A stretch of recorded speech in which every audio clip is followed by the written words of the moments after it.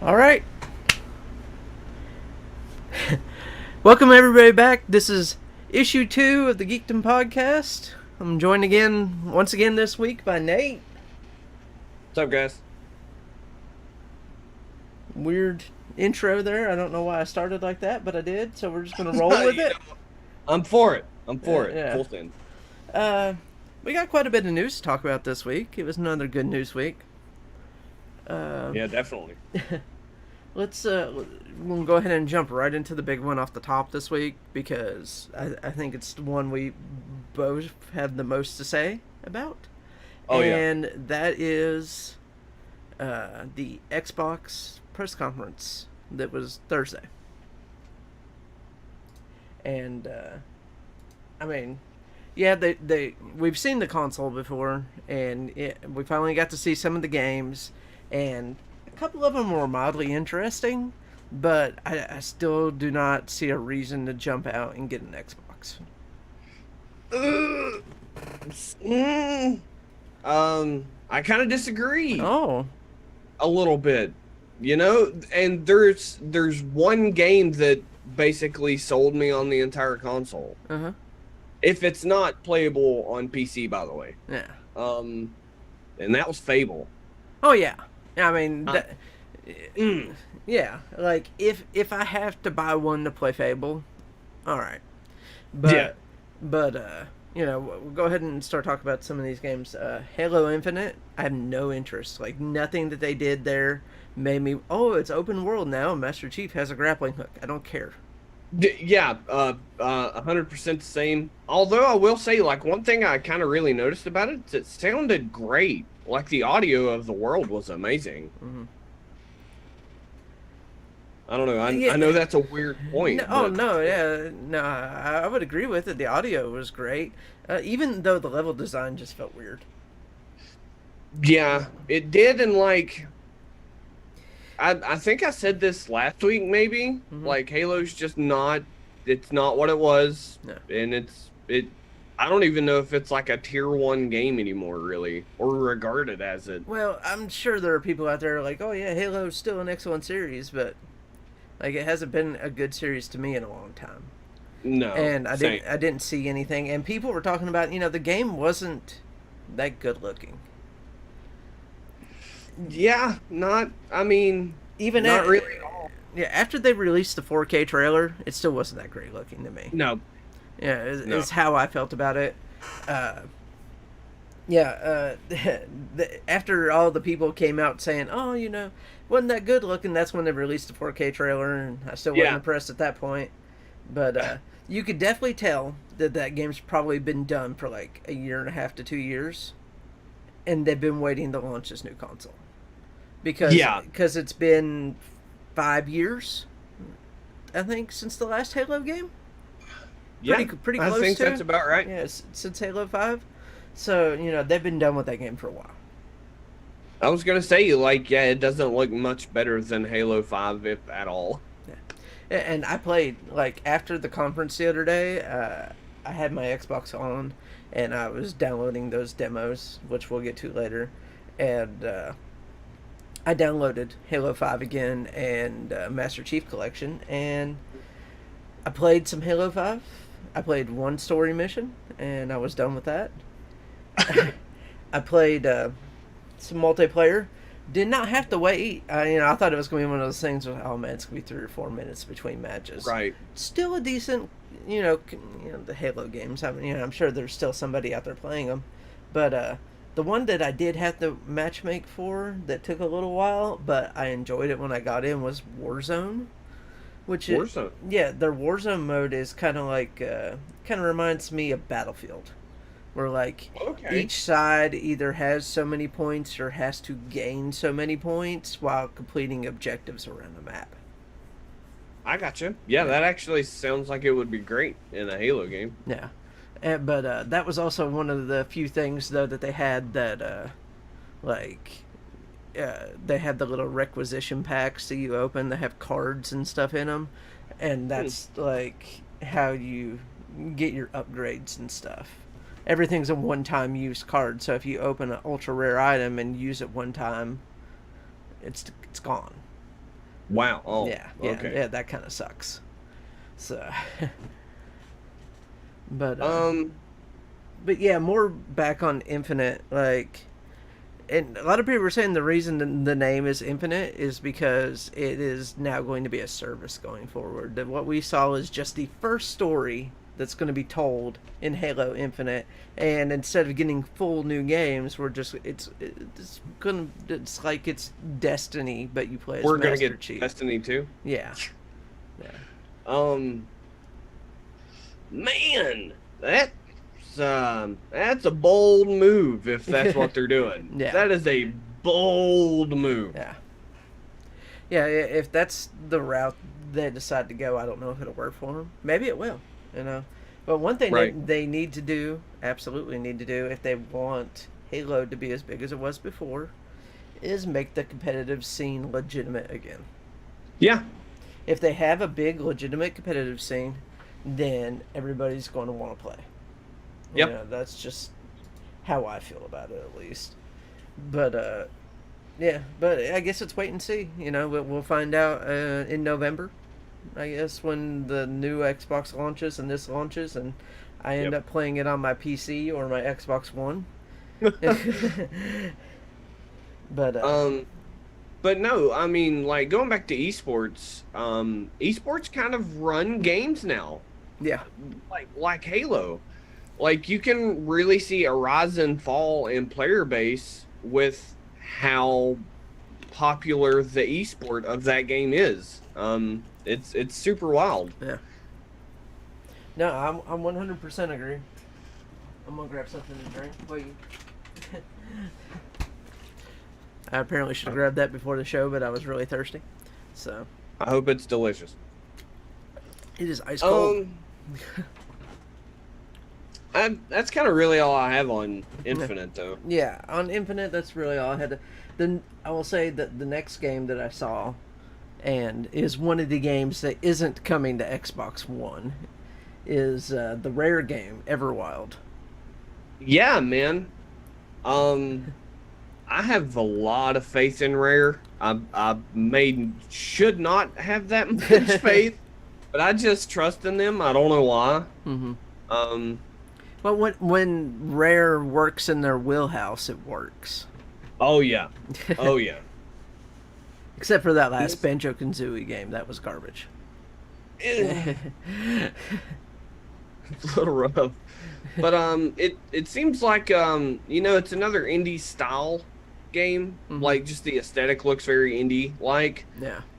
But it seems very intriguing. I'm sure they'll do good with it. Yeah, I hope so. I don't think that had a release date on it, so that tells me Mm-mm. 2021 earliest, if then. The next game that I liked uh, was Tell Me Why. Yep. That looked really interesting. Uh, it was mildly interesting. That's what I would say about it. I have to find out more about that game before I'm willing to commit to a yes or no. Will I do Um, this or? I have a little bit of experience with Don't Nod, uh, Oh yeah, the creators. yeah, Those guys are great at those kind of games. yeah, Uh, and I think the first episode we did, I kind of said visual novels were like one of my favorite yeah, games. yeah. So it's gonna just reel me in. Yeah. I enjoyed the first Life is Strange.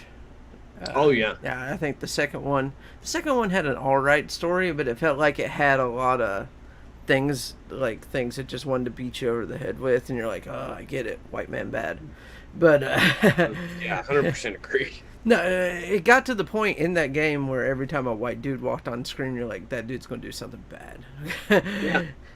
And I understand, I don't know what else to say about that, but other than it'll be interesting to see how this one goes. But the next one that I have written down, and if you want to chime in with any of yours that I don't have written down, just let me know. Is The Outer Worlds has a DLC coming? Mm-hmm. And that tells me that the game is, well, yeah, all the games are supposed to be forward compatible anyways, but they wouldn't be working on DLC for a game for an old console. But it's interesting that this game has DLC to begin with because they originally said there was going to be no DLC for this game.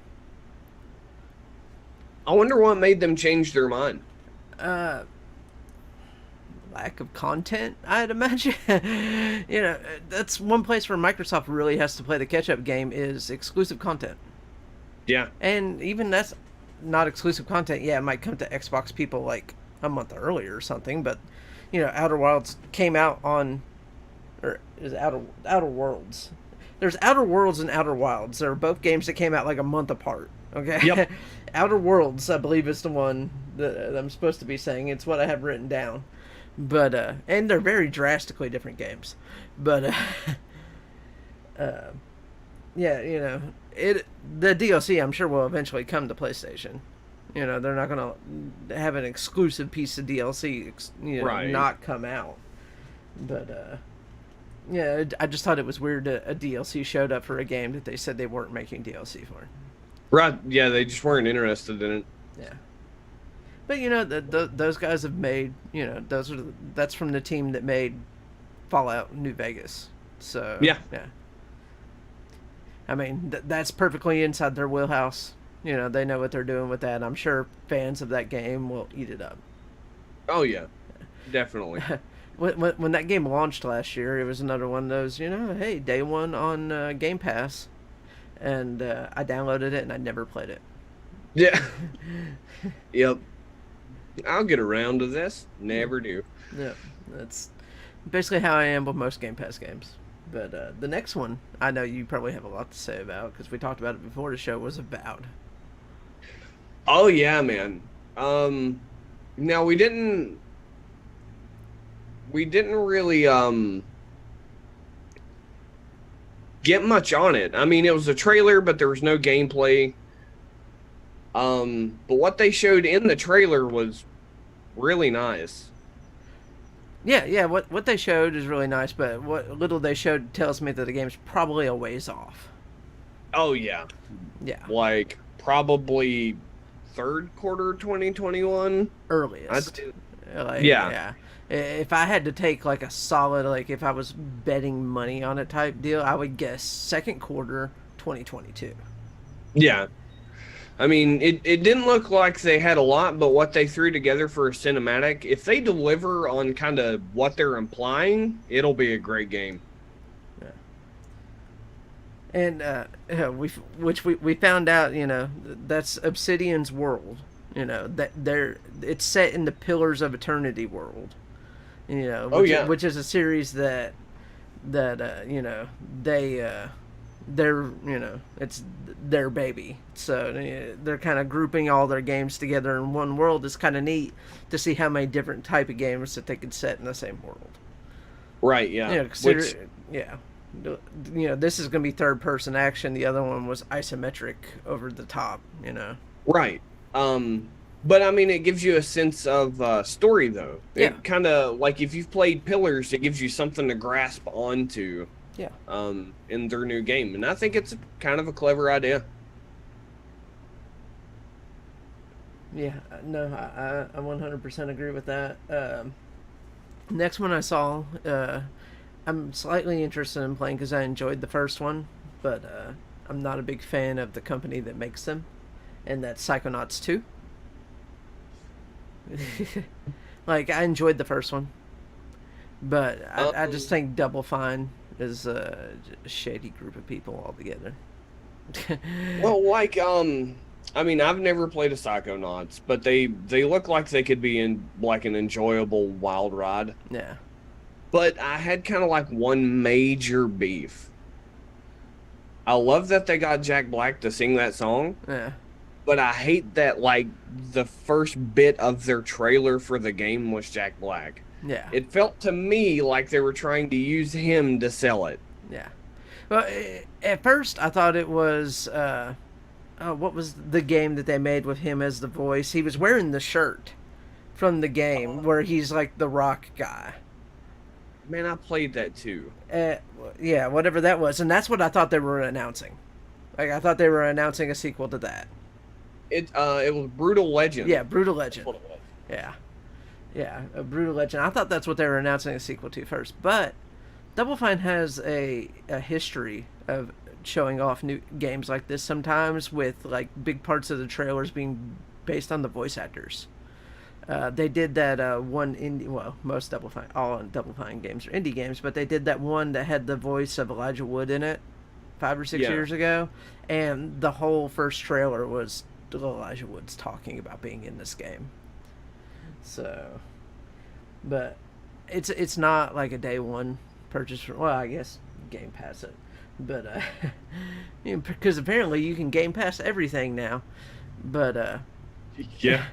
well, one of the ridiculous things though I've seen this week, and it drives me crazy. I've read 10+ articles that are like people going, I can't believe nobody's talking about what kind of great deal Game Pass is.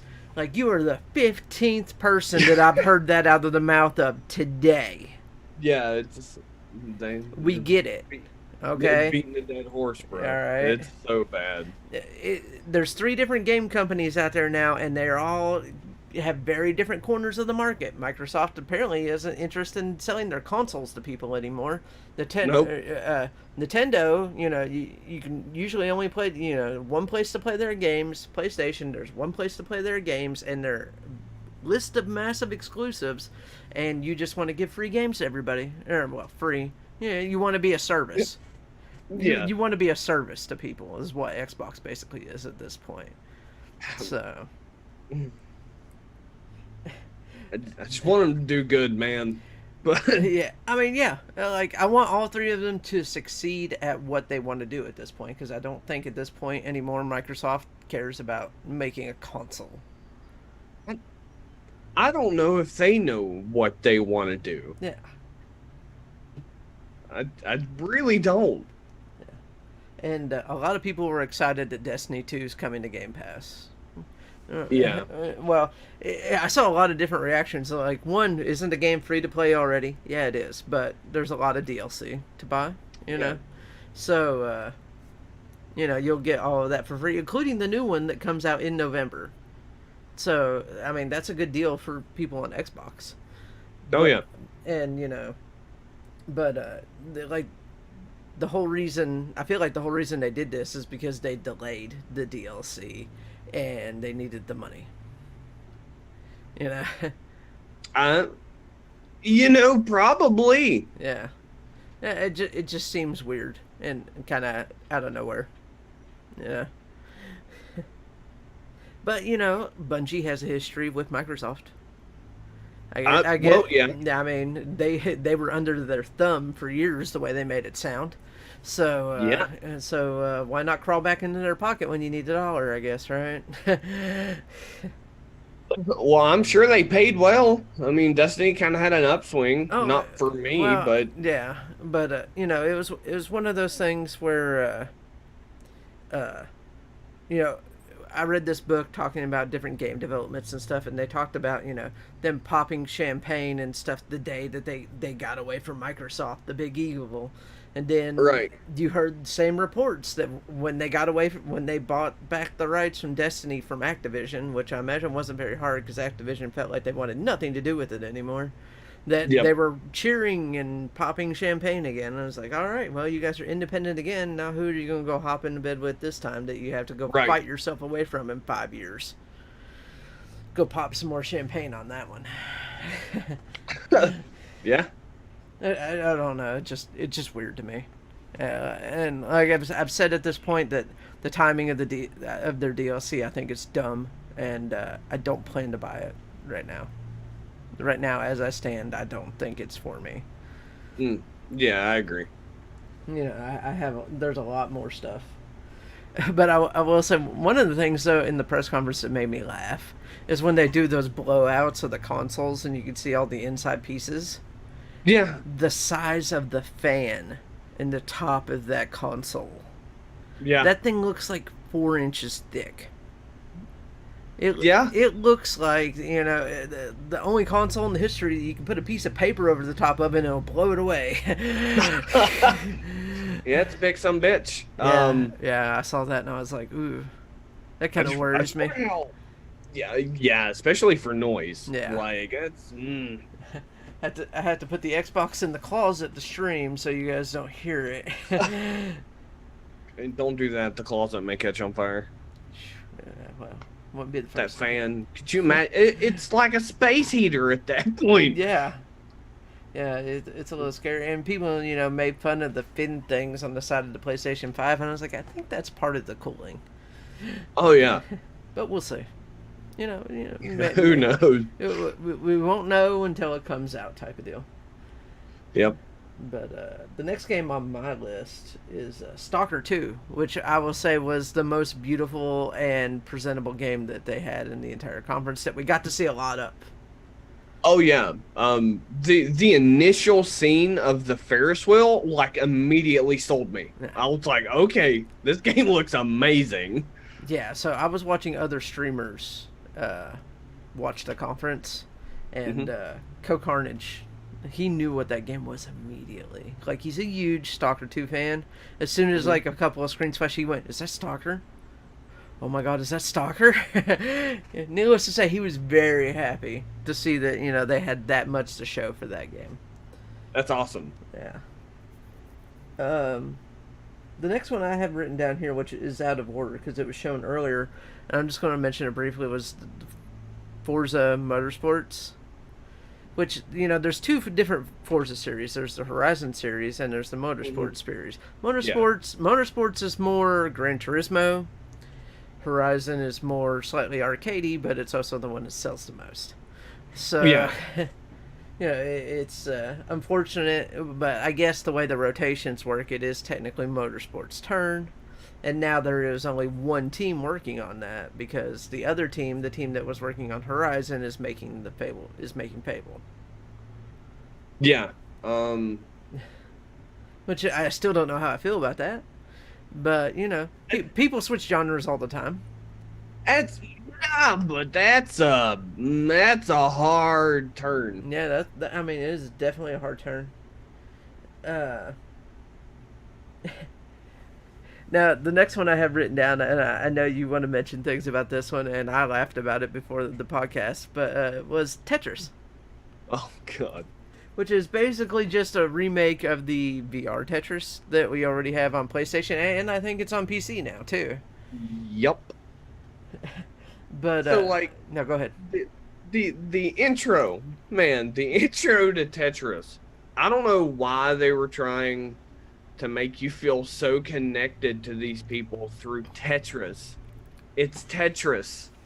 It's been the same game for decades. It's just Tetris. Yeah. No, I don't. And you mentioned this before we got on the 360 controller. Oh yes, the 360 controller. So when they're showing all those people sitting there all happy-go-lucky, just holding their controllers, playing a game, and I look and I was like, that girl's holding a 360 controller. And, like, it's obvious, Oh, yeah. They're so differently formed, you got your Xbox One controller. 360 one's got this big, massive pack on the back of it. And I was like, yeah. No, I was like, what they did is they went to a bunch of employees and said, will you guys please make a video showing yourself holding a controller like you're playing a game and send it to us so we can make a collage. Yep. And she no, it was she looked around her house and all she had was a 360 controller. There was one guy just like spamming the absolute fuck out of wah. Like, wah. Yeah. Like he was just like, bah, bah, bah, bah, bah. I'm like, what are you doing, man? Yeah, You didn't even make it that well. Yeah, he was absolutely just beating the hell out of that thing. Yeah, He was. And then, everybody's just smiling away, and I'm just like, oh, this is ridiculous. Funny, but ridiculous. Like that. No, go ahead. That whole intro would have been like greatly appreciated. Like actually, doing something to bring gaming together. Yeah. But it was for Tetris. Yeah. Like. We get it. The game's been around for 30 years. There hasn't been any major evolutions. Even, Tetris, that game, Tetris Effect, when you play it in VR, like, it's not mine, it's not, the greatest thing. It just has cool music and you zone out and you play Tetris. And, when you think you've been playing for 15 minutes, you've been playing for an hour and a half. That's basically all it does in VR, is make you lose time. But, like, regardless of how you innovate Tetris, it's still Tetris. So, I mean, there's not a whole lot you can do with it. Yeah, yeah, absolutely. One game that I saw on here that intrigued me was that game Medium. Oh, yeah. Where it's like you're playing the person in the present and in the future. And it's like in the future you're being hunted by a demon. Yeah, something like that. Yeah, something very demonic looking is what it looked like to me. It kind of gave me like weird Hellblade vibes. Yeah. Like Senua vibes. Yeah. Because it seems based around like hearing voices and seeing premonitions and stuff like that. Yeah. Which kind of feels like it's just made mainly about that part of Hellblade. So. Yeah, and speaking of that game, the developer got on there and said, "Yeah, we're making it." And they're like, "Yeah, we've known that for a year. Thanks." Yeah, he didn't do anything. He was like, "It's coming. We know." Thanks for the heads up. You showed off a trailer at the Game Awards last year. You couldn't at least just shown that trailer again, or something. Yeah. That tells me that game is so not very far into development that the first thing they developed was that trailer. Yeah, I was gonna say, like, they're a year in. Yeah, they had that trailer to show off. Yeah. That's all they still have. Absolutely.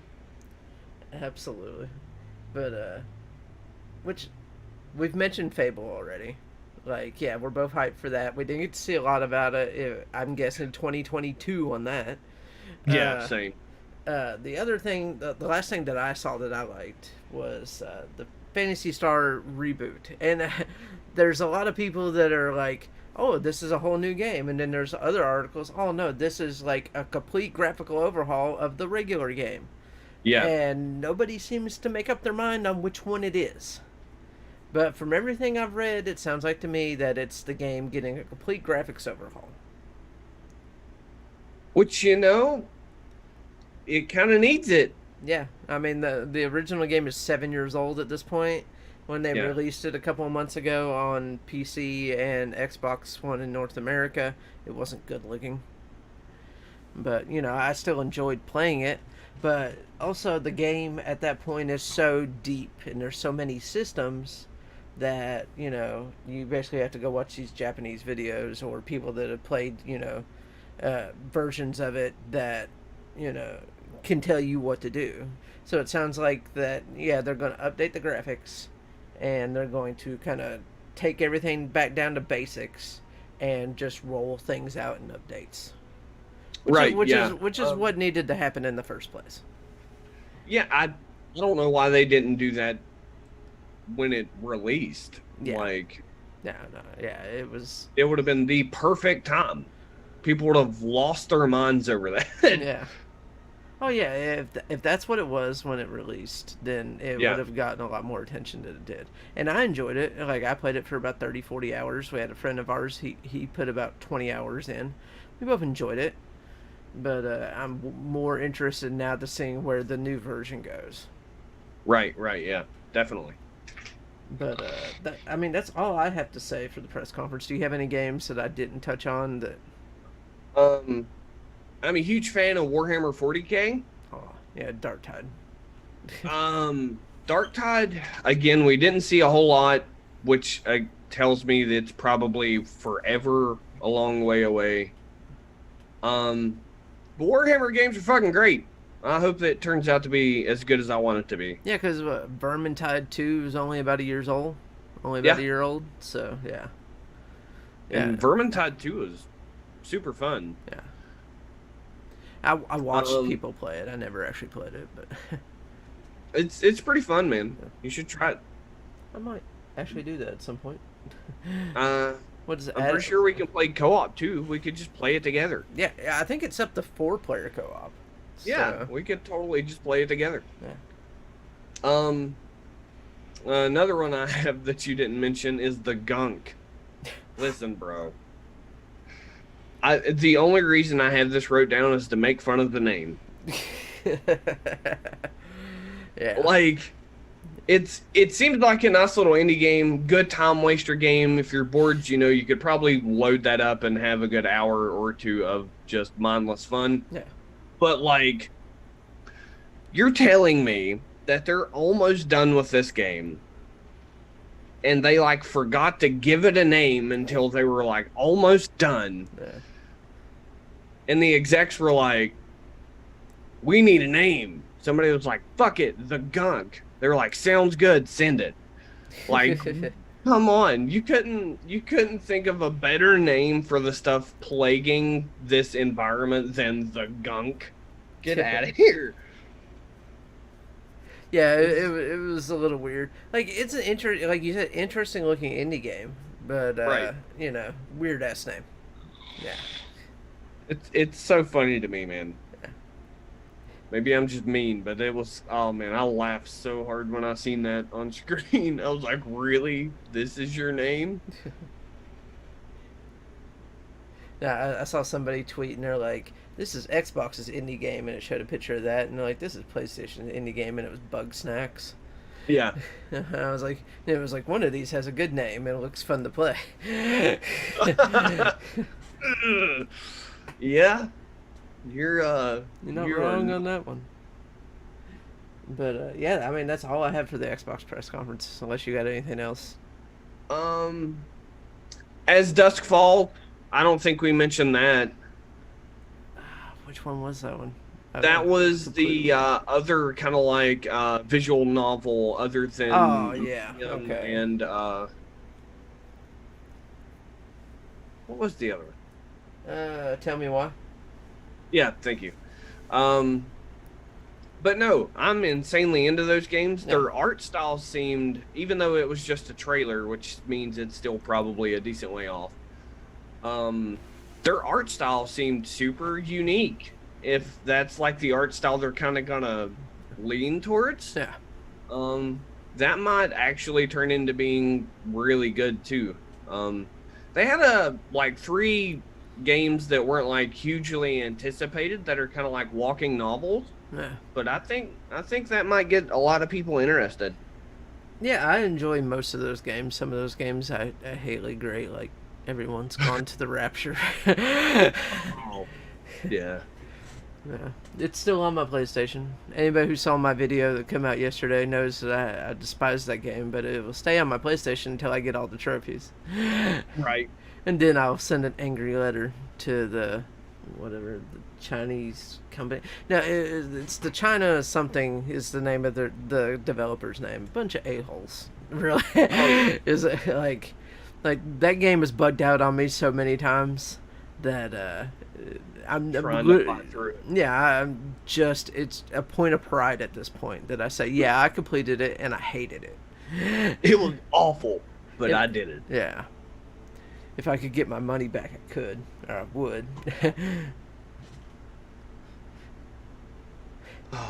But no, I think that's all I have that you didn't have Okay. for the press conference. Yeah, so the next thing is Nintendo Direct for this week. Or, well, for this week, like they do one every week. I wish. Yeah. But no, the Nintendo Direct that was this week, it was short, it was to the point, had a couple of interesting things in it. The one that I like to see the most, Cadence of Hyrule is getting 3 DLC packs and a physical release. Oh yeah. As somebody who likes to, hoard his Nintendo Switch games. But I did get rid of a couple of them. During this, really? Yeah, during this recent GameStop sale, I went through it and I was like, I want to get rid of 4 of these games. I was like, I want to find 4 in here that I will absolutely never touch. So I got rid of, what was it, Dragon Ball Xenoverse 2? Because I played it already. I don't know why I need it on Switch. Minecraft. Right. Minecraft because it runs like shit. Really? Yeah, run that game on a potato, but it won't run on a Switch. Come on now. Rocket League, for reasons we'll talk about later,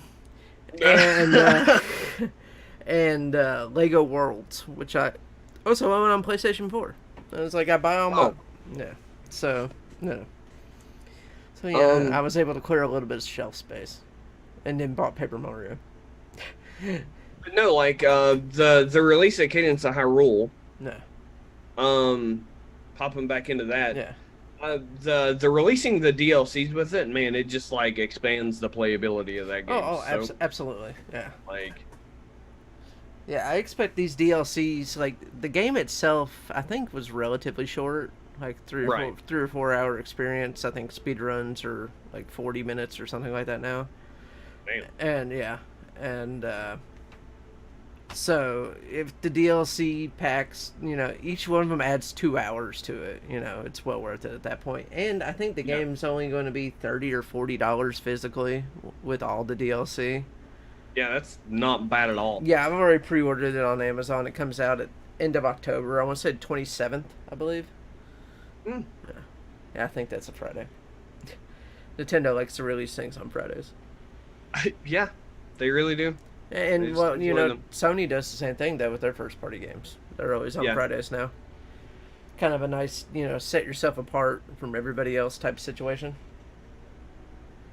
But the second game, which you were watching somebody, I guess Summit was playing it earlier? Yeah, Summit played it. I watched him play it on YouTube, a video on YouTube before we started. What was the name of it again? Rogue Company. Rogue Company.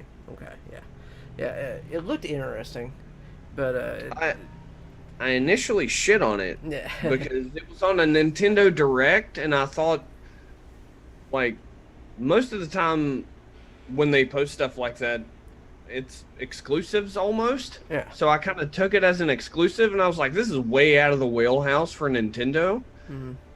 But learning that it's like multi-cross-platform to everything now was amazing. Yeah. And it looks fun as shit.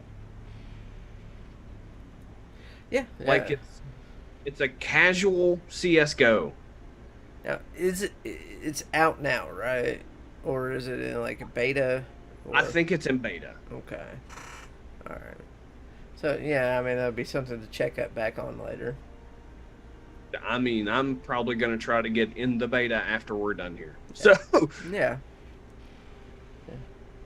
But the next game they showed off was the WWE Battlegrounds, I think is the name of it, which is interesting. I mean, there's no major WWE release this year after last year's game crapped the bed, like, completely. Yeah. It was, like, it was bad. But it's nice to see they at least have something coming out this year.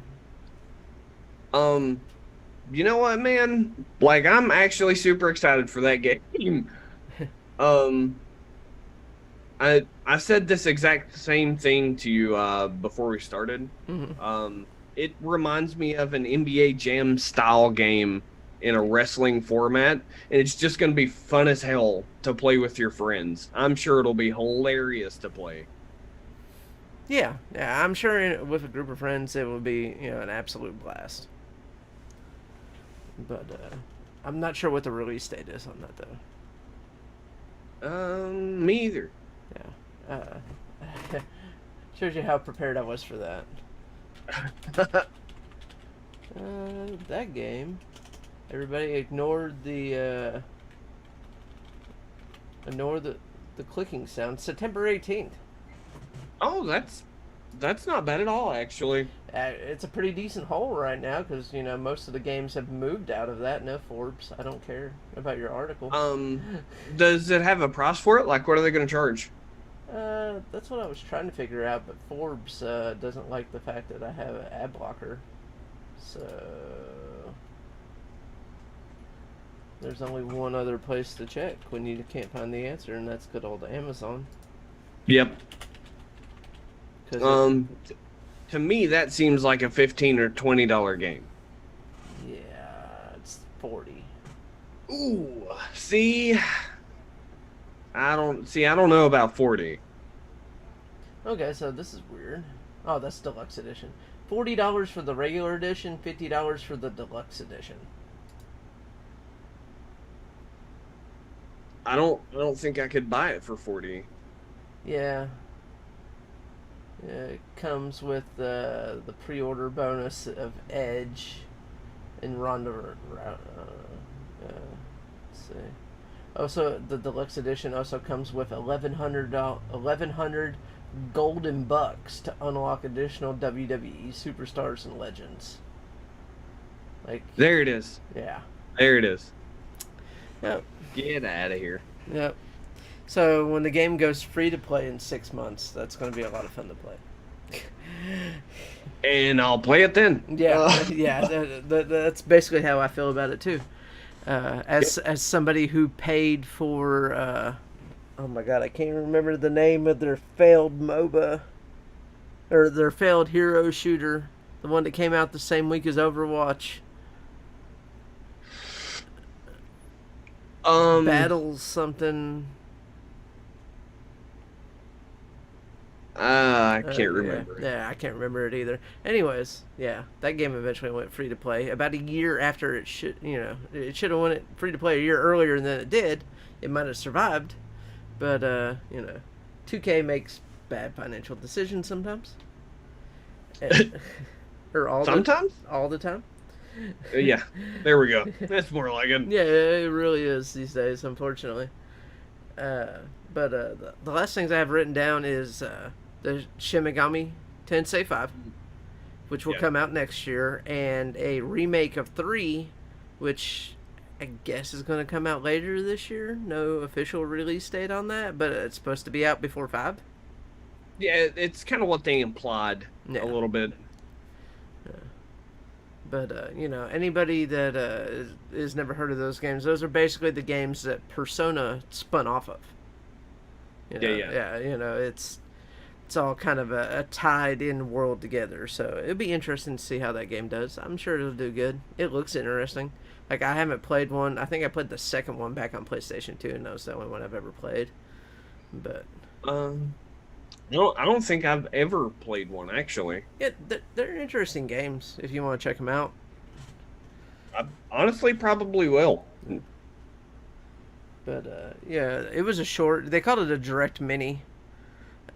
So yeah, it was only like 10 minutes long or something like that. So they didn't have a lot of stuff, but they still had some stuff they wanted to show off, which I was cool with. And you know what, man? That mini was perfect too, because there was like no bullshit through it. There was no filler. They just showed the games and they were off. That's how it should be done. Yeah, no, I 100% agree with that. Yeah, they don't have a major title releasing for the fall this year. Yep. But I'm sure next year we're going to get a couple of things.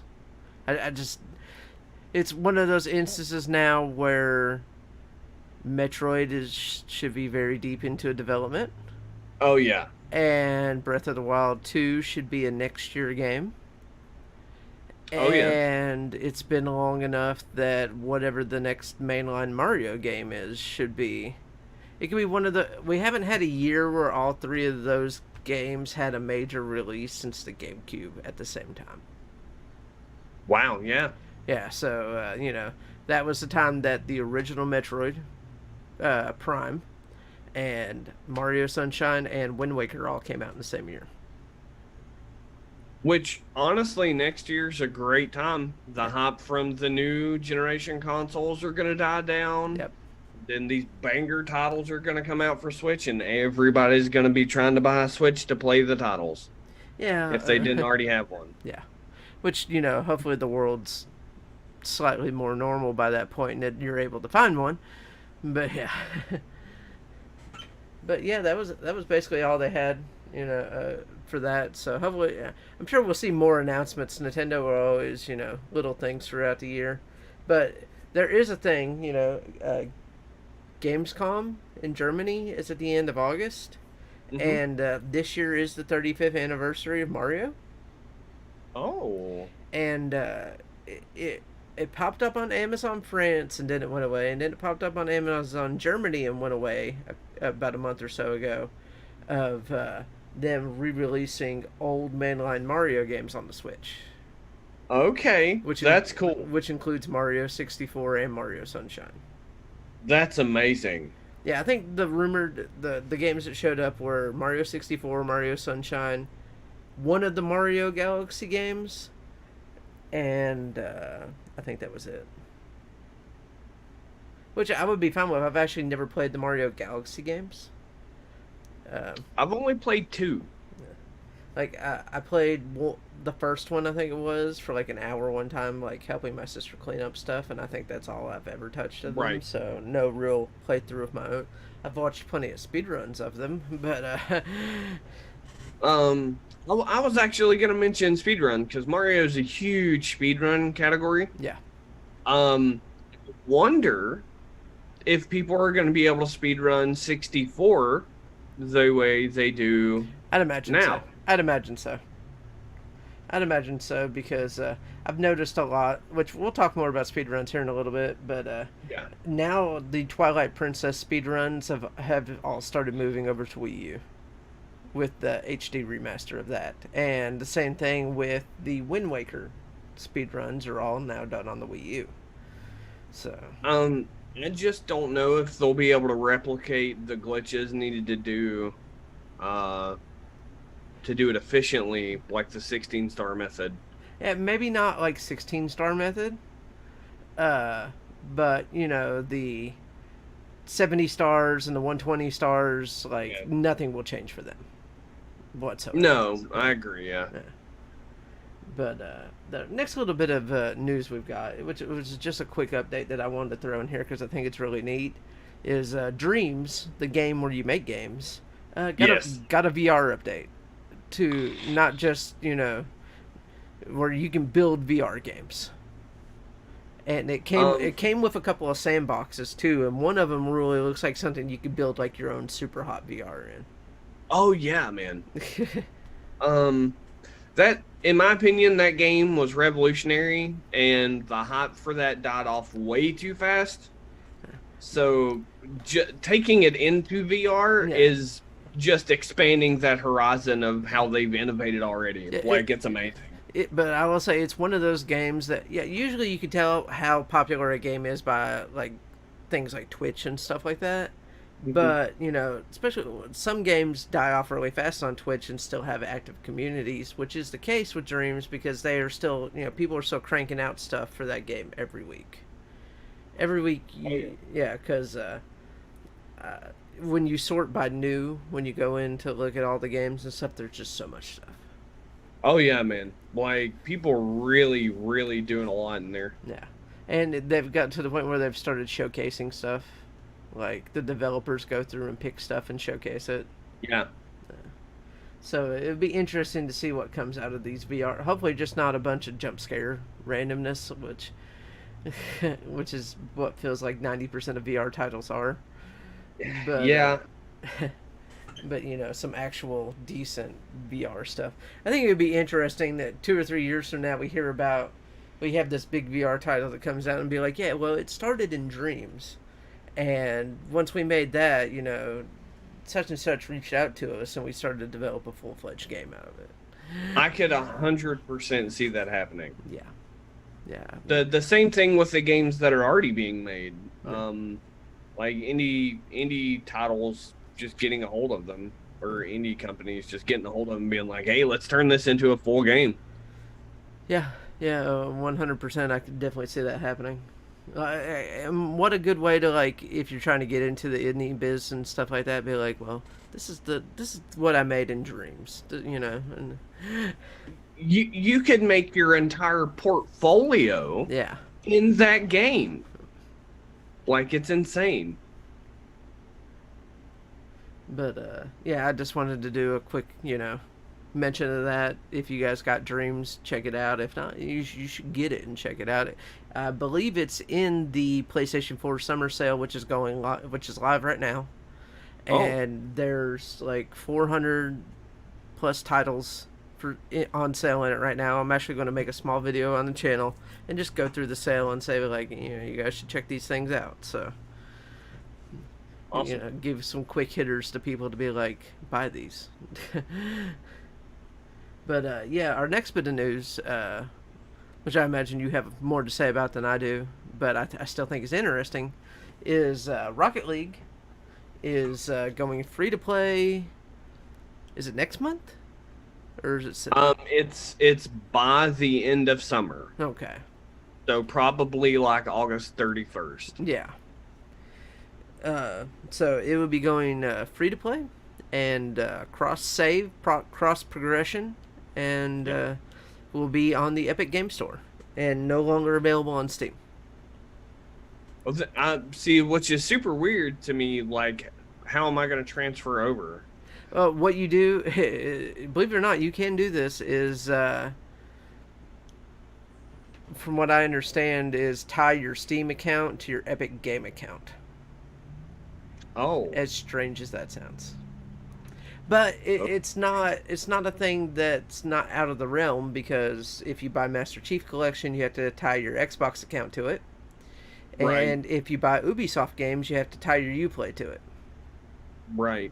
So, yeah, that's how your progression will carry over from that point. But no, like the community's been asking for this for over a year, Mm. among many, many, many other things. Yeah. Not only that, there's a big rumor going around that they're going to increase the highest rank too. So they're going to add another rank to the game. It's going to be higher than Grand Champ. I initially thought Epic buying them would be a bad idea. But ever since Epic has bought them, and it just seems like advertisement news for this game's been coming out like crazy, Mm-hmm. there's been a much larger player base, like much larger. I noticed like 100 to 150,000 person increase on the average. Yeah. So, And imagine what that number is going to be like once it hits free to play. yep. Which, I mean, the game isn't the most expensive in the world, anyways. But there's still a lot of people out there that primarily just play free to play. They don't have extra money, and it's cool that all the progression and stuff, and all of us are going to get titles that are like, it'll show the year that we started playing the game, Yep. which for me will be day one. I want a title that says day one. I don't want a year. I just want to be like, this is the day it launched. That's the day he downloaded it. A week later, he platinumed the game and never touched it for a year. But Right. I played from day one. Well, not really day one, but it was super early, but it was on an Xbox. So, well, see, yeah. So day one for Xbox, I think, was 3 months behind everybody else. yeah. So, and it was free on PlayStation day one. Yeah. So, that sweet PlayStation Plus perks. But no, man, they've needed to do this for a while. Going free to play, in my opinion, probably makes it one of the best free to play games ever. Yeah, I could definitely see that. Um, It'd be interesting to see, like I said, what the numbers look like after that. And yeah. Epic also has Fortnite, and Fortnite is also, you could play with people on different consoles and stuff like that. Yep. And my question would be, so on Fortnite, if I want to, I can go in. Sometimes I do this when I'm bored and just want to kill people on my Switch, is I can go in and turn off the crossplay for matchmaking, and just matchmake with people on Switch and just kill it, just roast everybody and win games. Will I be able to do that in Rocket League and then just go own a bunch of kids and increase my rank? I never even thought about that. Yeah. You have that day where you're just having a rough day in Rocket League. You just click it over, pick up your Switch. I'm over this. Let's go. Make some small child never play the game again. I don't know what's going on. I don't know what happened. That guy's... Man, I've had alt accounts. Yeah. To play with my friends, and I've tried not to like absolutely annihilate people because I don't want to run people away from the game. Like, Yeah. I don't want people to get beat so bad they never want to play again. Yeah. But I will say I've found one fault with this system, and so I had started an Epic account years ago and forgot about it, Hmm. and started another one when I started playing. Getting free games from the Epic Game Store, buying games from the Epic Game Store like Right. Borderlands 3 and stuff like that, and my PlayStation ID to transfer all my data over is tied to the old one. And I've logged into the old one and went to unlink my PlayStation account so I can link it to the new one, and they won't allow me to do that. I can unlink it, but if I unlink it, I can't link it to a new account. Wow. And I found out what the reason for that was, though. So, whenever, with the crossplay between the accounts, so I can make an Epic account, link it, play Fortnite crossplay. This Epic Games account now has a bunch of skins and all kinds of stuff on it, but I still have my regular PlayStation account. I can unlink him, sell that account. Oh, So that's why. So if I want all my stuff from Rocket League to carry over to PC, or at least Epic, I have to use that Epic account just for Rocket League. wow. As weird as that sounds, as weird as that is, which it's not that big of a deal to me, but Right. we'll see.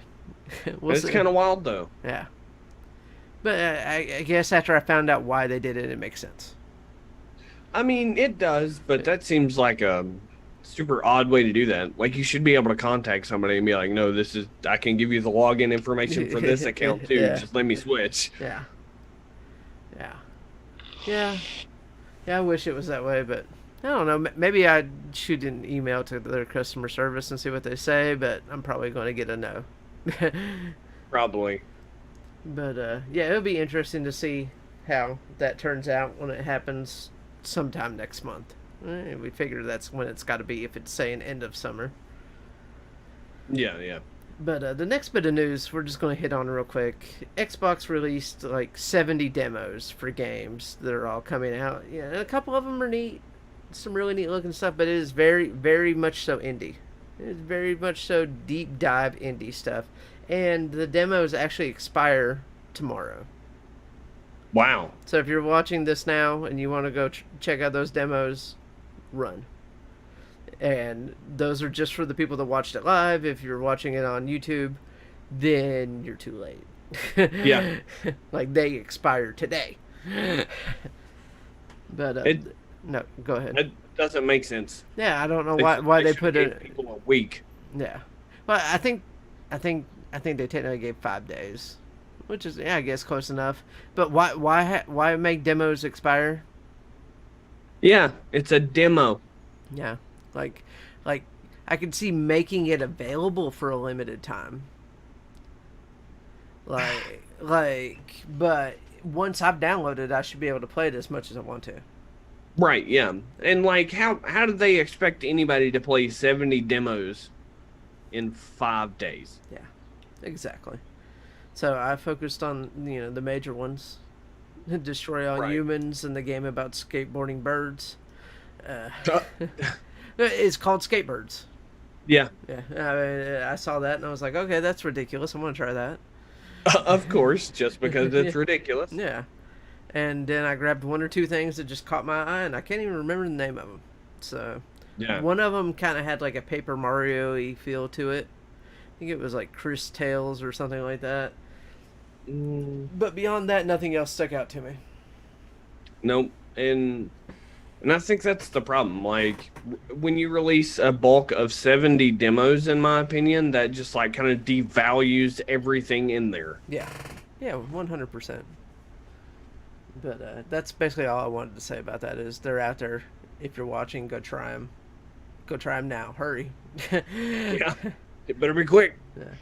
But the next one that we're covering this week is just a quick little. We got to see some footage for a game called Ashes of Creation. which I watched a couple more videos on it, and it looks interesting. But I still think the game. Well, no, I think the game officially launches in September. Is what I saw somewhere. I don't know if that's the launch date. Or like Uh, a beta. Something. I know something happens in September. but I don't know, with 100% confidence say that this game will not be anywhere near ready by September. Yeah. From what I saw, it has some interesting things, and then some things I don't think are like the node system is kind of interesting, but Mm. how people are in charge, who are the mayor of the nodes in towns, is a little weird. Well, I mean, there's three ways to get it. I'm pretty sure. Well, it depends on what type of node it is. Right. So, like, if it's a financial node, then whoever spends the most money becomes mayor. If it's like a infamy one or something like that, whoever's done the most for that node is the mayor. Hmm. And I forget what the other one was. If it was like a war node or something like that, Yeah. there's like a 40-person battle royale basically. Yeah. Um, And, so and I mean, it's super weird. yeah, it's weird, but it looks interesting. Like when it launches, I'm not gonna run out and play it, but I will watch people play it just to see. Because about the if it's launching in that time frame, that's probably when I'm going to be trying Final Fantasy 14. Yeah. Yeah, because Um, that game is getting a major update in the middle of August, and basically you can play to level 60 for free in that game now. wow. But a lot of people have complained that the early part of the game kind of sucks, like it's a slog to level the early parts of the story and stuff. But the on August 11th, the new patch is reworking all that. So that's why I'm finally interested in giving that a try. Right. Going on like kind of grindiness that you hit on. I don't know if you heard this about Ashes of Creation, but they said it would take to get max level in that game Mm. 45 days of playing 6 to 8 hours a day to get max level. That came from the head guy. No. That's way too long. Like- We got jobs, bro. Like, we we got got- shit to do. Yeah, we got things to do. That's ridiculous. That's like old. I think that's worse than old WoW. You know? Yeah. like Much worse. yeah. That's that's kind of like what WildStar. I don't remember if you remember that MMO. I think it was called Yeah. WildStar. But it tried to be super grindy, to be like, remember back to the old WoW days, and people are like, this is boring. Like Terra. I don't know if you remember Terra, but yeah. Terra was horrifically grindy. Yeah. Like it's probably about the same as this, and I'll probably never really touch that MMO because of how grindy it's gonna be. Yeah. Now, like, I've been researching free to play games, and a lot of them are MMOs. And like to get max level, to get to level 30 in like DC Universe Online takes like 15 to 20 hours. It's not terrible. No, that's not bad. Not 45 days at 8 hours a day, which is like 300 and some hours, almost 400 hours. I'm actually going to get an exact calculation here. Yeah. Like that. It's 360 hours. Yeah. Yeah. Do you know how many games I could play? I could play 6 open world games Yeah. in that amount of time. Start to finish. Yeah. Like 100% them. Yeah. Yeah, Like- that's one of those games that, and I know you've heard me make this complaint before. I don't know if I've ever made it on the podcast because I don't know if I mentioned it last week, but games at some point have to respect your time, Yeah. and that's why some games don't get played. That's why I've never touched Witcher. I I think you actually did mention it, Okay. referencing directly to Witcher last week too, because that's why I haven't touched Witcher as well. Uh, They have to respect your time, man. yeah, Like, that's I appreciate you want to put that much content into a game, but yeah. Jesus Christ, bud. Yeah, I'm the same way. Like, yeah, I appreciate that you want to do that much, but let a man breathe. Yeah. But and that's really I don't have anything more to say about that game. No, not really. I was super, super intrigued, and their aspirations are really, really high, Yeah. and I'm super, super skeptical on if they'll like even come anywhere close to where they're reaching. Yeah. Um, but if they did, and it's like the best MMO ever, I still wouldn't play it because it takes 360 hours to get the max level. Yeah, that's max level. That's not including probably like better gear and stuff like that. Yep. But yeah, let's just move on from that. But so in an interview last week, the director and the writer Yeah. of The Last of Us 2 mentioned that the original ending was Abby was going to die. Yep. And they said that, as they fleshed her character out more and as the Lev character became a bigger part of the story, that they basically changed the ending of the game. And I think he stated it wasn't until like halfway through, or Yeah. maybe a little farther, that they made that decision. Like, that's a big decision to make halfway through your what's supposed to be a blockbuster title. Yeah. Yeah, it sounds like that, they weren't sure about themselves at that point.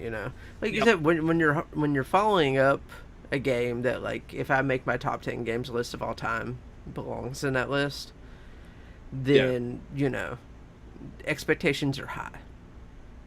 So I think they got to the point where they just doubted themselves. And I mean, who wouldn't, though, honestly? Yeah.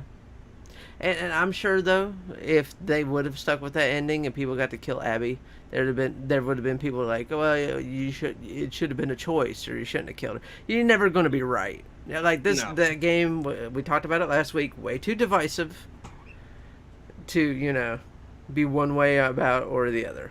So Yep. yeah, I just thought it was interesting that that the ending of the game is something that they struggled with during development.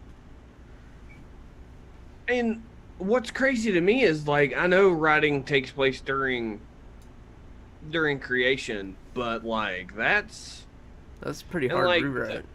yeah, and the statement of saying that Lev becoming a larger part, like, shouldn't you have kind of known this?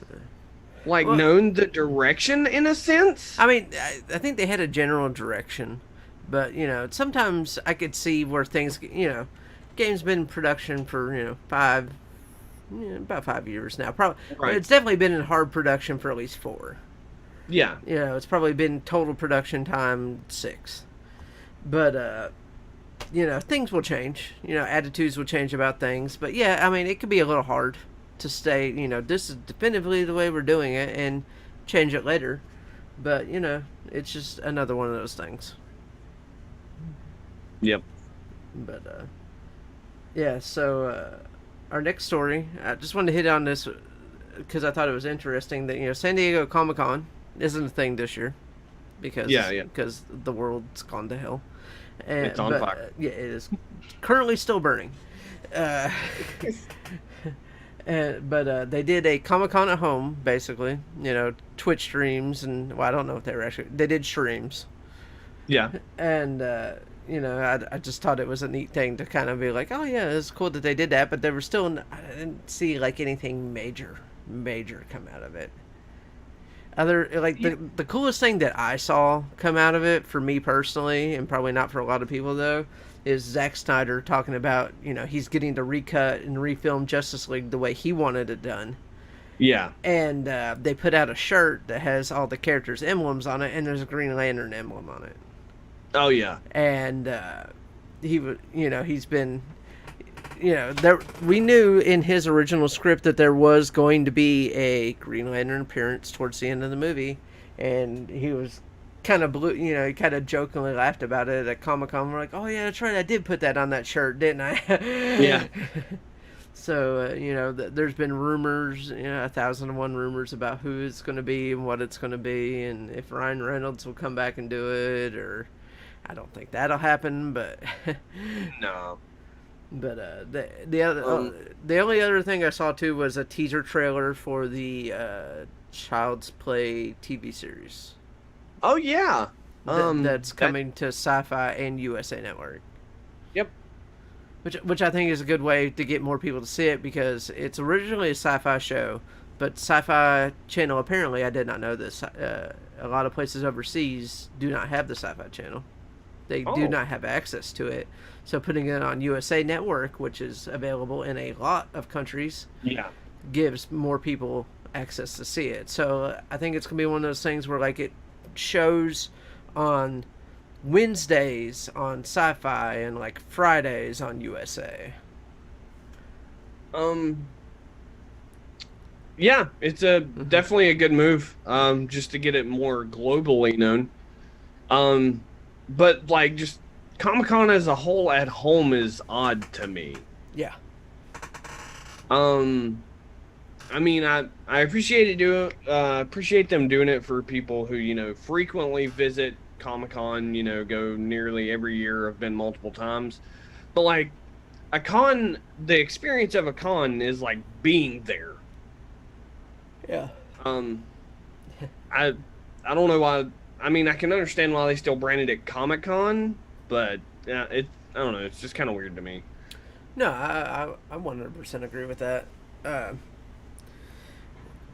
but it's weird that a lot of the Comic Con exclusive, all that Comic Con exclusive merchandise was still made, and like it's all separated between different websites, and Yeah. go here to get this and go here to get that. GameStop has got the Funko Pops. That's where I got the like Yeah. semi-translucent Mr. Freeze is a Comic Con exclusive. I don't have the regular Mr. Freeze to show you what he looks like, but just not translucent, I guess. He's full color. Yeah, he's full color. He's not as icy, but yeah, I thought it was a neat way to do things. But that like 90% of what was going to be shown at Comic Con this year was just stuck in somebody's pocket for next year. Yeah. Yeah, because Yeah. so many movies and TV shows and stuff have been delayed into next year that they'll be like, no, it's fine, we'll show it next year. Don't worry about it. Right. Yeah. Definitely. But like the only other thing that I've seen that's interesting is that Marvel New Mutants movie that's been coming out for like 4 years now. I think it was originally shot 4 or 5 years ago. Yeah. I guess is coming to Disney Plus in September. Well, that's cool. Yeah, because originally it was supposed to release like about this time in movie theaters. Right. So yeah, as a movie that probably wasn't going to make a lot of money anyways, and ruin Marvel's track record of, our movies make all kinds of money. Not this one, but Yeah. they were probably more willing to dump it on Disney Plus and forget about it. I mean, I'm sure people will get Disney Plus just to watch it, if even for a month. Yeah, I mean, I'm pretty sure they have like 2-week free trials and stuff like that too. Yeah. So you can watch it, unsubscribe, or forget, and Disney gets your money for 6 months. Yeah, it happens. But the last bit of not the last bit of news, but one of the last things I want to touch on real quick is this game that had a trailer come out this week that I saw on Steam. I'm really excited about. It's called Bomb Rush Cyberpunk. Yep. So what this is basically a spiritual successor to Jet Set or Jet Grind Radio, as how it was known here. So much so that the original composer of that game is the composer of the music on this game. Oh, that's dope. Yeah. I didn't know that. Yeah, and people from Sega, from what I understand, people from that old team are some of the people on this team. So That's amazing. yeah, I just wanted to touch on it real quick. No release date or anything yet. You can wish list it on Steam. They did tweet out that it would come to consoles, but they wouldn't say which ones, which tells me the next ones. Uh, but yeah, I just thought it was kind of neat. But Yeah, anybody that knows what Jet Set yeah, is going to be excited for this game. yeah, Um, like without even knowing they had people from that team working on it, I immediately knew what it was compared to or what it was, trying to be like. So, yeah. Once we get more information on that, I'm sure we'll talk about it again on the podcast. oh yeah. But next bit of news I've got here is SGDQ 2020 schedule is out. I believe it comes out. It starts August 26th, I believe. Yeah. But it would just say the end of August and be done with it.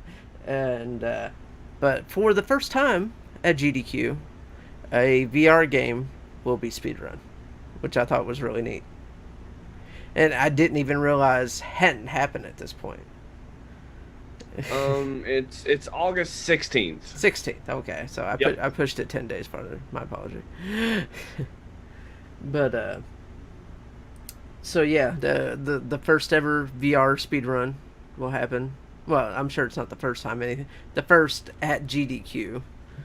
Yeah. But of course, it would be Half-Life Alyx. I would have thought for sure that at some point Resident Evil 7 was speedrun at GDQ. That's why when they said it was the first VR one, I was like, oh, really? But yeah, I've noticed some things on the schedule this time that I haven't seen in a while. Like, I think it's been a couple of years since they've done a Demon Souls run. Yep. That's like one of the first things. It is the first thing that kicks off the entire thing. I saw Witcher 3 on there. Yep. Which is something I've never seen speedrun. Yeah, there. I'm excited for that. Like, if I can speedrun it and finish it in that amount of time, I will. It's like 2 hours or something. Even the speed run's long for speed runs, Jet Set Radio. Yep. Is something I've never seen run on there before, so I'm excited to see that. I've seen BioShock Infinite runs, all kinds of them before, but apparently I didn't know this. There's a mod because there's a piece of equipment that falls in the game that's a hat that gives you a 50% speed boost when your shield is down in that game, and it's an item that saves like 8 to 10 minutes on a speed run. So it's something that during the speed run, these guys will take a couple of minutes and try to farm for it to, because it just saves so much time. So apparently they made a mod that just gives it to you. Like, the community got together and said, this is what we're going to do. We're going to make a mod so everybody gets this piece of equipment, and that's what this speedrun is going to be this time. So I thought that was interesting. Night Trap. This is such a ridiculous game. I've never seen it speedrun before. Yeah, that should be hilarious to watch. Yeah. And it specifically says good ending. Like, I don't know. I know that game had 2 or 3 endings, but Billy Hatcher and the Giant Egg, which is a game that I very much so enjoyed on the GameCube. Oh yeah. The Alyx run. The Alyx run is a prime time, but it's a Thursday prime time. I thought that was weird. I was like, why not put it Friday night 8:00? Yep, that's when it should be. Yeah, instead of Thursday night 9:00. Another one I saw that was interesting is Metroid Fusion 1% run. Yep. So apparently you're allowed to pick up the regular power-ups, but you can't pick up like extra bombs or missiles or energy tanks or anything like that. But except for one in the game, you're allowed to pick up one missile tank, and that's only because when you're in morph ball form going through this one tunnel, it's impossible to get by it. Yeah. So it's literally one bare item. minimum. Yeah, it is the one item. Yeah.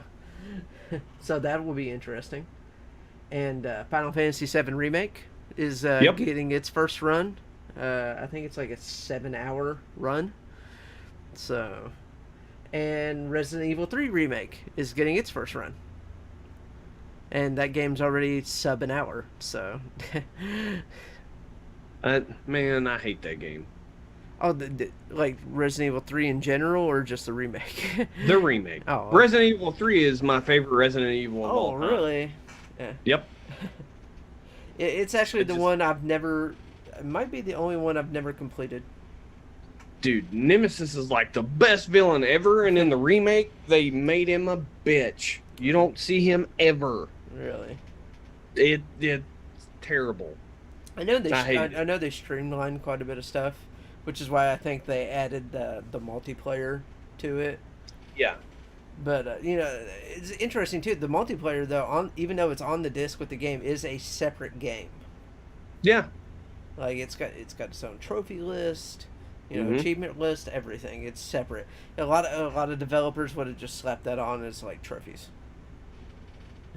in the main game, and people would have been annoyed by it because there's nothing a trophy or achievement hunter hates more than multiplayer trophies, Yep. except for They're, collectible trophies. they're garbage. Yeah. Um, Speaking on like what we're interested to see, I'm super interested to see Taskbot run Super Mario 64. I don't know how to pronounce it. Shindo. Yeah, I'm not sure. I saw the yeah. I think that's how you yeah, Shindo. But So I'm not sure what that version is. I didn't look that up. it's just a super rare version of Super Mario 64. Uh huh. You cannot backwards long jump, which is a massive glitch done in normal 64. Yeah. Like just something in the game doesn't allow you to. And when you grab trees or poles, you start on the opposite side than you do in the standard game. So Ooh. it changes. It doesn't seem like it would be a lot, but to a speedrunner, that changes everything. Yeah, that's muscle memory gone out the window right there. So I'm super excited to watch Taskbot backwards long jump, even though they say you can't do it, because I know it's gonna happen. Yeah. And Tazbot will definitely, Tazbot's Tazbot will figure it out. They'll Yep. program it in somehow. Even if they just become like sideways flips over and over and over again. Because Yep. Tazbot. Taskbot's great. But this is the second year in a row they've had something like brand new. Like last year, Guitar Hero was the first time that ever had a slot in Games Done Quick. And the VR, I hope they just keep popping new stuff in, man, every year. Yeah. It kind of like piques your interest and makes people want to watch. Yeah, the only other one that I wrote down that I thought was interesting is I've seen Horizon Zero Dawn speedruns before, but they're doing a new game plus, like the ultra hard difficulty, of the DLC, Right. which I haven't played the DLC yet, so I have to complete it before then, or I won't watch that speedrun.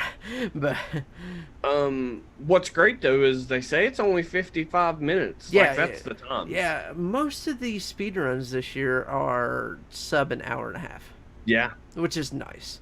But there's always the crazy big ones. Like any kind of any kind of RPG is always going to have 5+ hours to itself. Yeah. And everything ends this year on Pokemon Shield. Oh yeah, it's super odd. Which is not. That's usually when you see your Super Metroid runs is at the end, or a Mario Odyssey run. Yeah. But also, I saw one that I thought was neat was a Pokemon Green Leaf and whatever the fire version, Green Leaf and Fire Red. I think. Fire Red. Yeah. They're doing a two speedrunners, one doing Green Leaf, one doing Fire Red in a race. It'd be interesting. 'Cause I don't know how big the Pokemon differences are between those two games, like how it affect one or the other in their run. No, that'll super be fun to watch. They're doing a what was it? Was an Ocarina of Time co-op randomizer Yeah, too? I saw that. Yeah. Yeah. That should be like crazy interesting. Oh yeah.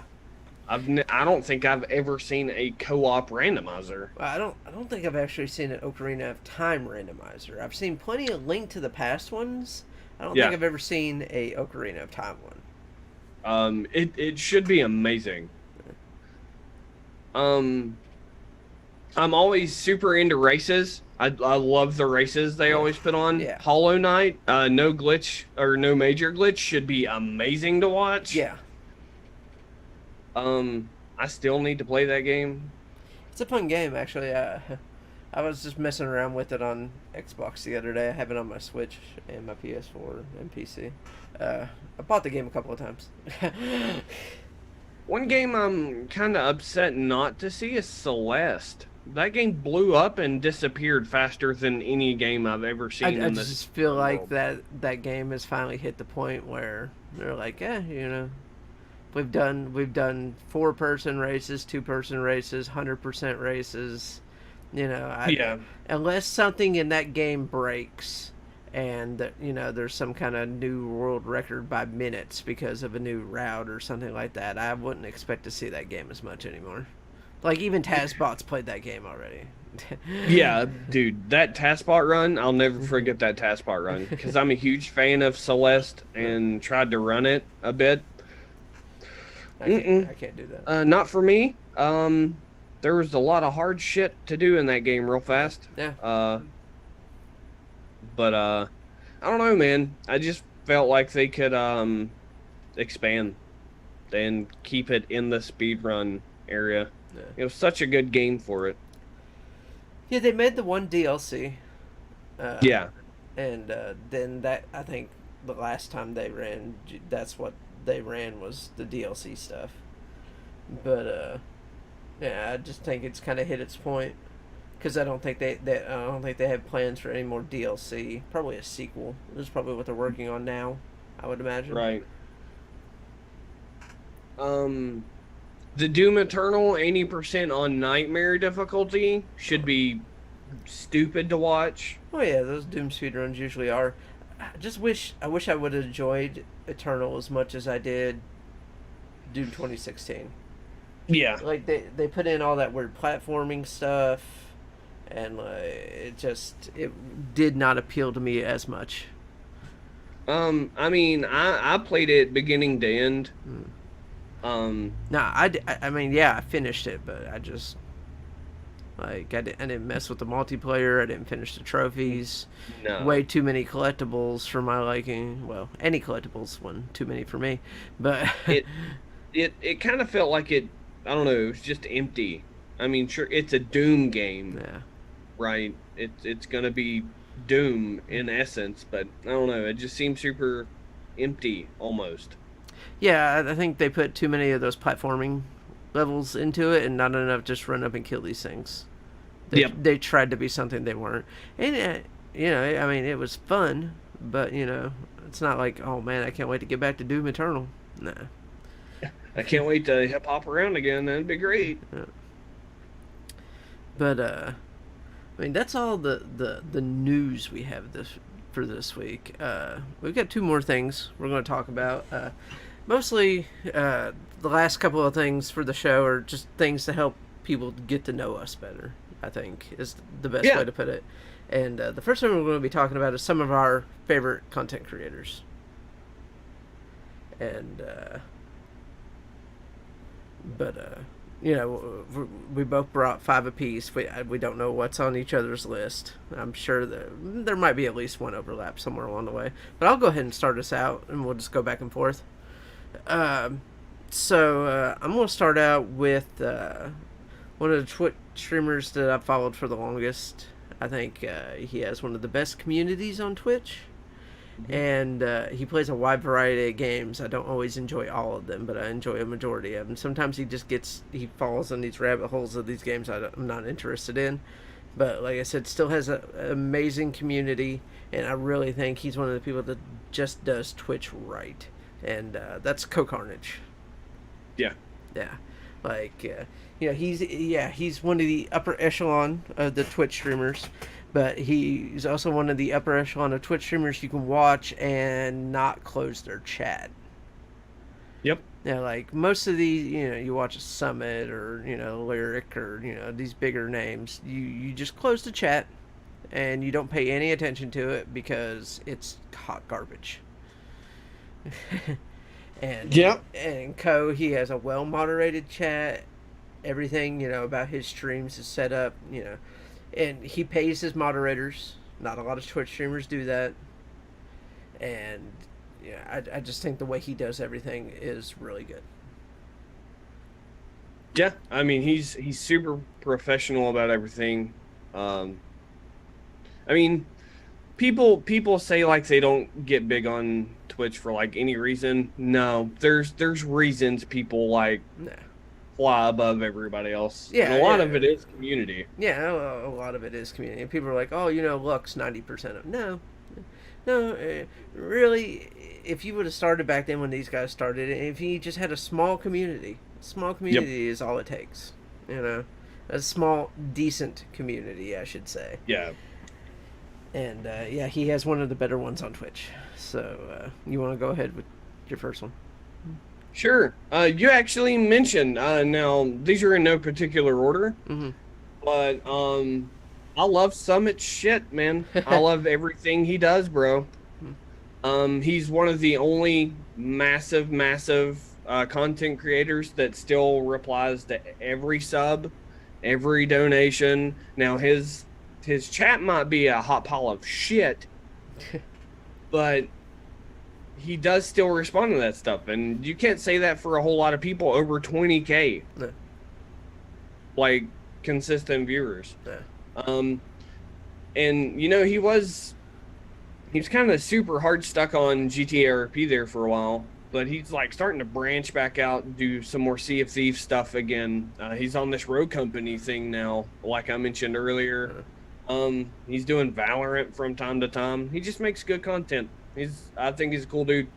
Yeah, I've watched a couple of times, and like I said, he's just one of those channels you turn off chat, you try to watch him for a little bit. Yeah. When he was really deep into doing all the Sea of Thieves stuff, I watched him a couple of times. I really enjoyed that. Yep. Just going People around. getting so mad at him for being a pirate in a pirate game. Yep. I love it. That game is. I was watching a video of people going around the other day just ganking stuff from people, and it was funny. And I watched somebody use like the grapple gun thing, and they shot it at another boat and didn't realize that they actually hit the other boat's chest and pulled it back, and they lost their crap when they did that. Oh, that's amazing. Yeah. But so my next one would be MEJP. He he's the host of Drop Frames. Yeah. The former host. He did all that roleplay stuff on his channel. I'm a big fan of his, and just the production value. Like that's the biggest thing for me, his production value into everything. And me and him tend to enjoy the same types of games. So if there's a game out that I'm interested in, I will watch him play it. Like I bought this at GameStop the other day, Persona 5 Royale, because I watched him play, 100+ hours of the game. Right, yeah. So, when I own regular Persona 5 and was probably just going to play that, and then I saw how greatly improved the Royal version of it was, and I was just like, you know what, yeah, I got to do this. And, like I've said, just his production value, like our production value on this podcast pales in comparison. I don't. Oh yeah. Yeah, how he has just so many things set up, and him and his soon-to-be wife do cooking shows on the weekends now, and even all of that just looks good. Just another fun, enjoyable streamer, and I do like to watch the occasional moment when he rages. Oh. What if people say that they get upset or don't enjoy when people rage. Now, I get some people take it too far, Yeah. but like a genuine rage at a game, Yeah. you haven't played games in your life. I don't believe that you have. Yeah. It's fun seeing somebody else go through that turmoil that you would exactly go through. Yeah. No, I 100%. Especially in the early days when I first started watching him, he was still playing Overwatch some back then, and like he has his alter ego PJ instead of JP. He's the Overwatch rager. Oh yeah. Yeah. So I enjoy his content quite a bit. So you want John Sandman. He does a lot on YouTube and a lot on Twitch. He's a Rocket League content creator on YouTube mostly, but on Twitch he just plays a huge variety of different games. The dude's just got energy you can't throw away, you know, like he's just good vibes all the time. Super entertaining to watch. Like if anybody needs a hot man, just call this motherfucker because he is your guy. Yeah. Type deal. He's just awesome to watch, man. He's a great guy. So it's funny. My next one is actually a YouTuber too, and one that I support on Patreon. One of the few that I support on Patreon. And just him and his group are just the biggest bunch of shit givers in the world, and I love them to death for it. And that's Soviet Womble. Oh yes. Yeah. So I just got the new video through Patreon yesterday, and his last Arma video, the last of his Arma footage. But anymore now he's almost more of a Twitch streamer these days because he only gets a new YouTube video about once every month to a month and a half. And it's just a lot of fun, and those guys give each other a lot of shit. Oh yeah. And they say horrible things to each other. But if anybody's being really honest, there's a lot of people that do that when they're playing games when they're close friends, if they weren't streaming it on Twitch. Right. Yeah. I'm one of those people. Yeah. I give everybody a lot of shit. And I think that's why I think Womble's stuff is so fucking funny. Yeah. Like he's hilarious. No, Especially on his YouTube videos. Like his editing for what style of comedy they have is perfect. Yeah. It's perfect. Yeah. And I guess that's his editing style is supposedly what takes so long to make those videos, Yeah. But him and just anybody in that group, Cyanide. I said Cyanide, and for a second I could not remember anybody else. Ed Berg, even Norden. Norden is another YouTuber that I really enjoy. Makes similar style of videos. Kind of started, the first couple of times anybody probably saw Norden was in Womble videos, probably at some point, but is almost just as big as Womble is now. So, yeah. I mean, like, talking about Cyanide, too, like, you said you couldn't remember anybody else? Yeah. I'm sure that's exactly how he would want it. Yes, that's exactly how Cyanide would want it. It'd be like, nope, I'm the only one that matters. Yep. But that whole group, they just mesh so well together. Yeah. Like, they're hilarious together. Yeah. You want to go ahead with your next one? Sure. Sodas TV on Twitch. He's just fresh into the YouTube game now too. I've watched Sodas since he had like 20 viewers. Super good guy, super cool guy. Another Rocket League content creator. But he also streams a good bit of Sea of Thieves as well, and he kind of does the same thing Summit does. He's his community is absolutely amazing too. I don't know how he's not bigger. No. And sometimes it just takes people time to grow. Yeah. But so my next one is actually the only on this particular list this time. the only female content creator I have on here. It's a Twitch streamer by the name of Yui. So she's not uber big, but she's been streaming for 5+ years, 6+ years now Wow. at this point. Like she started in like Hearthstone beta, Wow. and it's just a good, fun channel full of positivity and Mm-hmm. fun.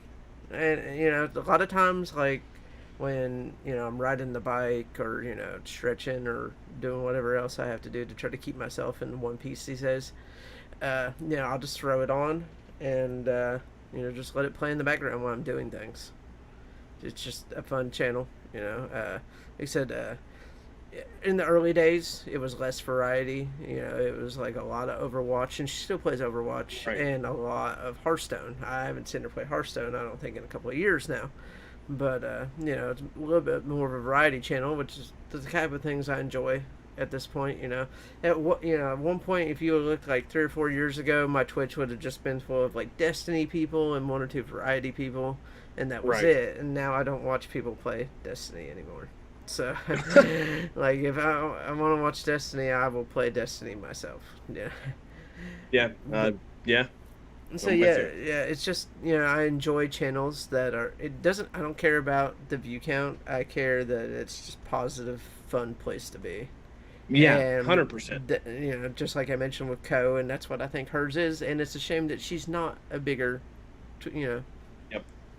But yeah, that's my fourth one.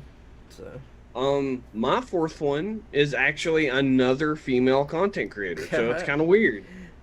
But mine is Elspeth. I don't know if you've ever watched Elspeth. yes, I watch Elspeth. Her and Yui like to stream together sometimes, and Yeah. recently they've been playing Overwatch and Hyperscape, the Ubisoft Yeah. game, which I still haven't tried yet. Um, I fucking love Elspeth. We were talking earlier about like production value, and like she just has quirky things that she does, but it adds so much production value to her stream that it's insane.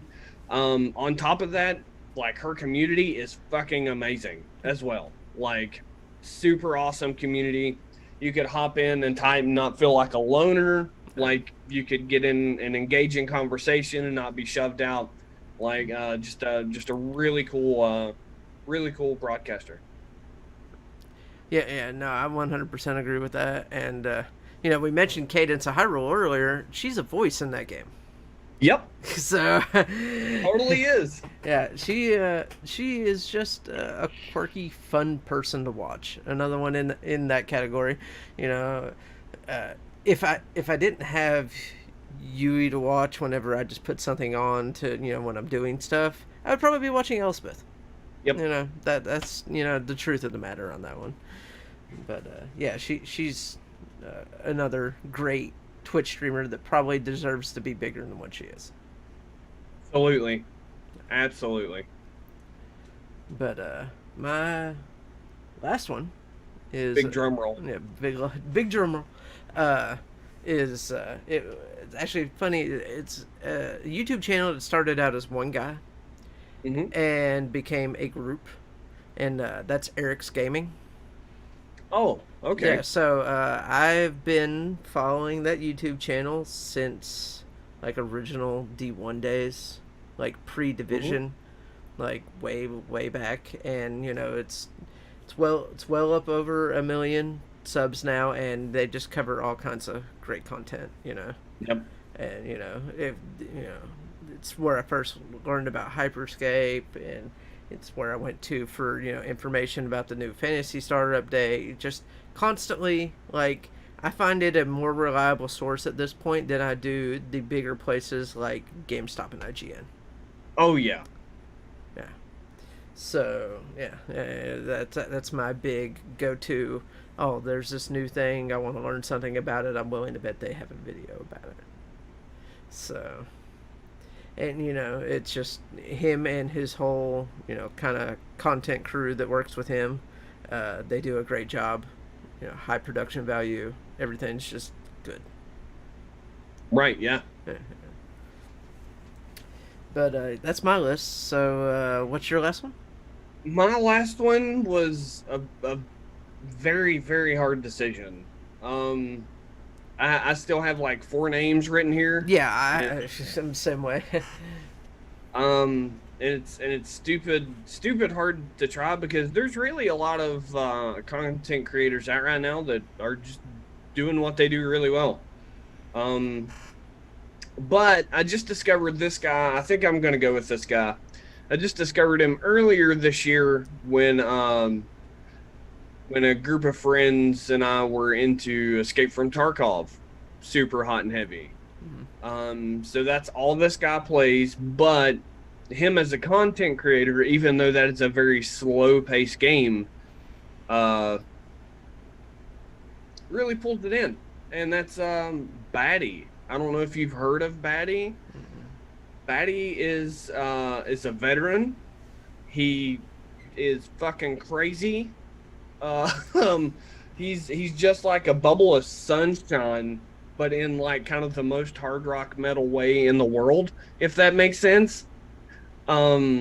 Super cool chat. His whole community is cool as fuck. He's cool as fuck. You'll have to stop in and see some of his crazy fucking production value he has going on, because his stream room is fucking beautiful. It's amazing.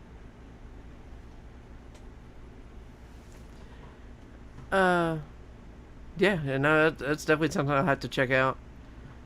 But yeah, if you just want to like rattle off the extra couple of names you got here at the end, we won't really go into detail because I got a couple also. But Okay. yeah, Yeah, that actually works super well. Witchy Twitchy, she's super cool. I know it's weird. She does makeup stuff and like weird game streams. She's cool as fuck chick. I dig watching Arcus. He's in the speedrun world. Arcus is such a cool motherfucker. If you want just chill vibe, watch him. Yeah. And that's, yeah, I think I'll call it there. I'll just put 2 more in there. Yeah. Okay. A couple that I didn't mention. Baru. Everybody loves that one. Baru. Yeah. Dex bonus Dodger. Oh, I don't think I've seen that. You don't know who Dodger is? No, I don't think so. She was the one that used to be on the co-optional podcast with Total Biscuit. Oh, gotcha. Okay. And since we're on that note, Jesse Cox. Okay. Yeah. I got my little Twitch side thing open here right now. Let's see who else is live. That One Shot Girl, she's a good one. Dan's Gaming. Another one, like, Dan's a good guy. I don't know. I have to legitimately say I don't know how his chat is. Because I just close it. Like, yeah. But, DJ Knight, just, he's another. I believe he was in the military as well. Just a cool guy. A nice place to hang out and chill out with people. Yep. But, yeah, that's the ones I can think of off the top of my head, or off the top of my Twitch. Nobody immediately jumps out at me. Like maybe Houndish on YouTube is the person I go to for my Destiny content when I want that. I mean, like my fallback, I guess, if like somebody I know who's gonna make like pretty good content all the time would be like Jacksepticeye. I mean, I know he's huge, but he makes solid content all of the time. So yeah, I've never like every time I've seen him, he always seems like a good person, but I've just never, You have to watch his Escapist playthrough, man. Really? It's great. Yeah, man, so good. I might have to give that a try at some point then. But yeah, I mean that's those. So the only thing we really have this week is just a quick hit, basically of what we've been playing. I know what you've been playing because I thought I was gonna have to like physically call you to come to the podcast. But yeah, you want to go ahead and go first and. Yeah, I'm not gonna name that game because everybody is playing that game currently. I'll name it later, once we get through. But I'm just going to start with a shocker. I've been playing World of Warcraft again, and I don't know why. Like classic? No, retail. Retail. Retail. Retail. Um, and you know what, man? Taking it super casually, I'm leveling a new character. I hate leveling. Mm. But I'm actually having a really good time.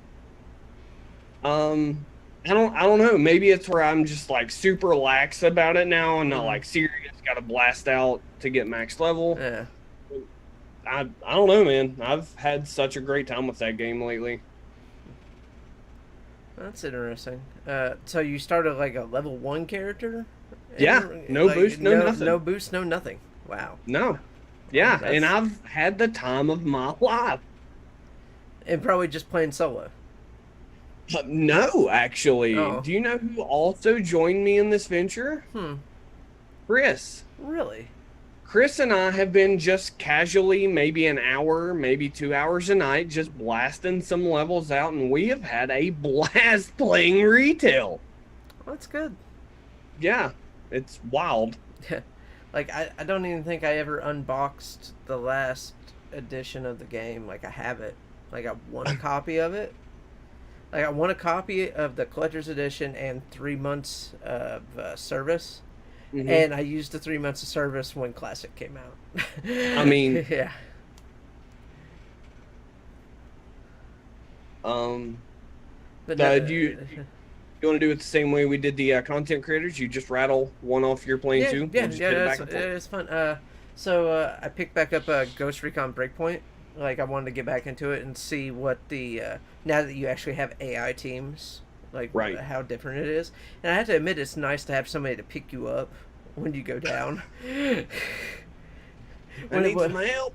Whenever, I finally decide to say screw it and whip out a gun and just go running down the hallway trying to take everybody out, and the last jerk at the end of the hallway gets me, my guys will take that guy out and run up and revive me. That's nice, instead of having to restart a whole mission. Yeah. Thank you, buddy. Yeah. Appreciate you. But it's just one of those things that should have been there from the beginning. I just, like I said, I just wanted to give it a quick try. I ended up playing it for about 4 hours. I have one trophy left in the game, and that's to do the raid. So I'm gonna sit down and do the raid and call it a day, probably, on that game. Yeah, I mean, hey, at least you'll full clear it, Yeah. And I played the DLC content, which I think there is another one coming out. I might stick around for that, but the first DLC was all Splinter Cell based, and you got to play like it was you and Sam Fisher together. Right.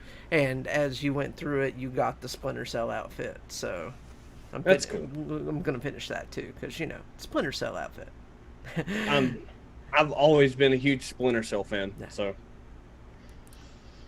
But the next one that I play all the time, still regularly, is Rocket League. Yeah. I can't get away from that game. I currently have 1,800 hours in that game, and I'll probably put another 1,800 more.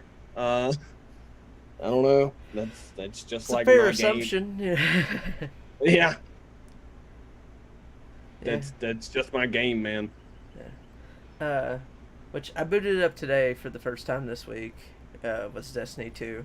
Just trying to play this random super hard mission, doing it solo instead of getting two people with me and probably knocking it out in half the timer.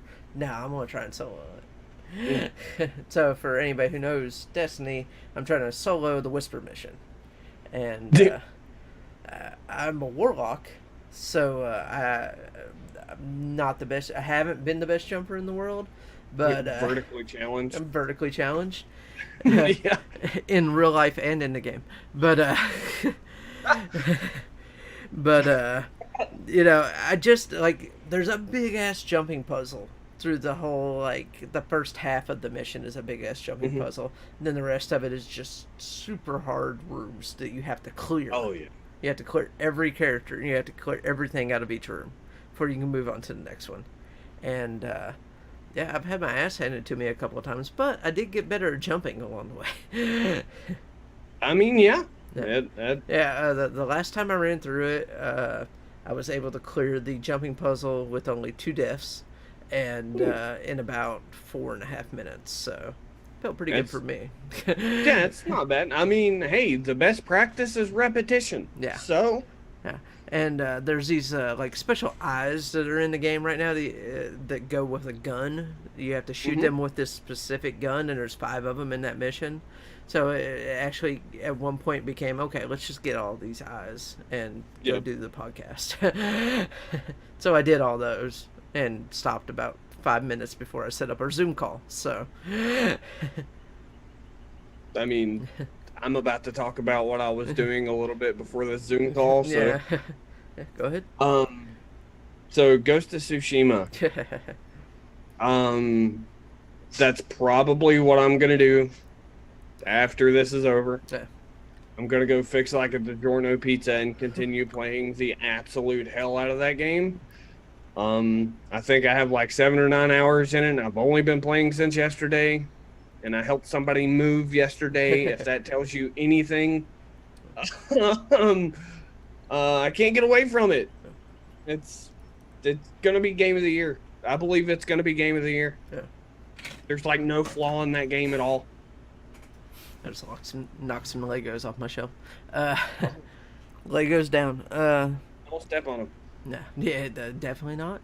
Especially those aren't regular Legos or Lego Dimension. But apparently, they just really wanted me to talk about my next game, which is Lego DC Supervillains, because it was the first game that I chose to play out of my backlog. Nice.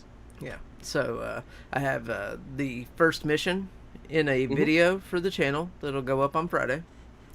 Awesome. Because that's the day that those are going to go up. And now I'm just playing through the levels. I'm like 6 levels in. So I'll finish that up. I'll probably finish that this week and move on to whatever my next backlog game is. Do you have... Yeah. Do you I have one more. Okay. By the way, that was a great segue out of Legos. Yeah. Like Legos into Legos. Great segue. Heroes of the Storm, man. I don't know what it is about that MOBA. I just love it. I still play it from time to time. I can't get away from it. And I think it's because it is so casual, you know? Like it's not a super, super hard, in-depth, complicated MOBA like League is. Mm-hmm. So it just makes it a little bit more casual and easier to play to me.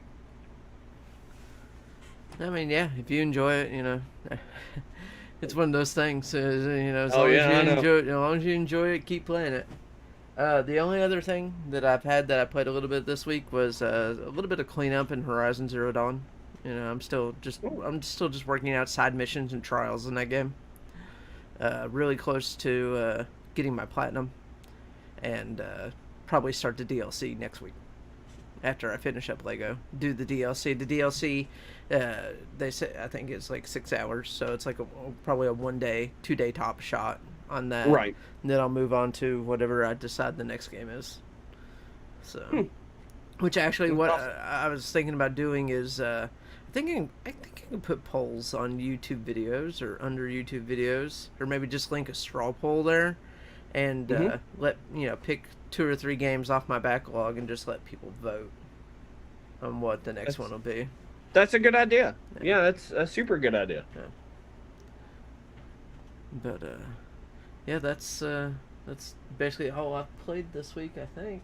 Like I downloaded some games. I haven't tried them yet though. I downloaded Realm Royale. I was gonna say if they're those demos, you better fucking hurry. yeah. No, the demos I will play like probably later this evening.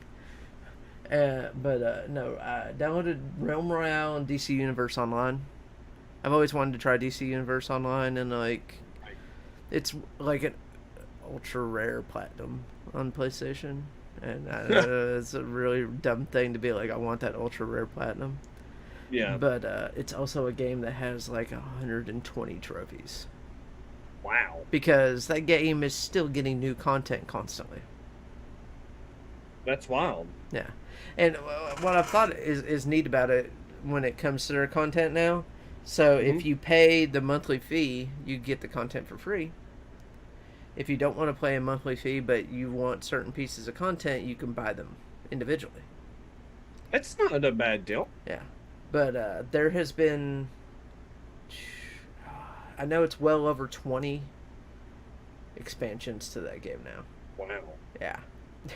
Yeah, they just once, a couple of times a year they roll out some new content. Which, That's you got to give them credit for, and not even a game like WoW can roll out content like that. yeah.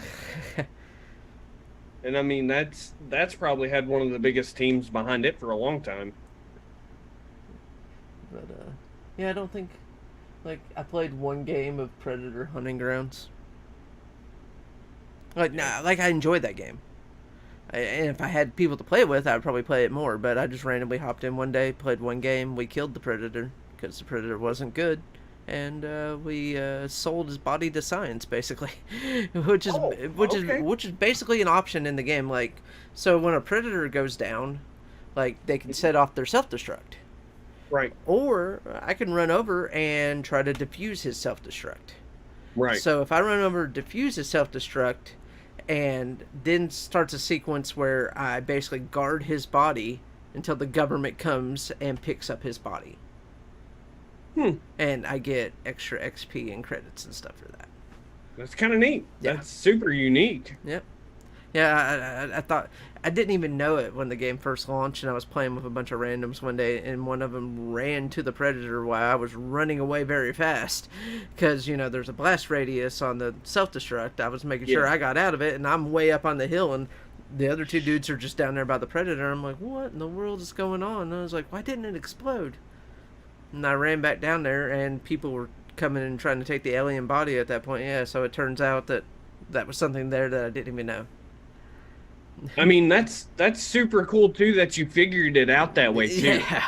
Like that it wasn't alluded to at all, Yeah. but you learn just from observation. Yeah. That's super cool. I kind of dig that. And I've played as the Predator a couple of times. It's all right. I actually prefer hunting it more than I do playing as it. And I'm sure that's another one of those games that's cross play. When the game first came out, I actually had a harder time getting lobbies when it first came out than I do now. Wow. Yeah, but there was some problems with connecting back then. But Right. every game I'm in now, at least one or two people in it are PC. So I don't know. I might have to buy that and play it with you. actually, it's on the PlayStation sale right now. Oh, okay. Yeah, so the regular version of it was originally only $40.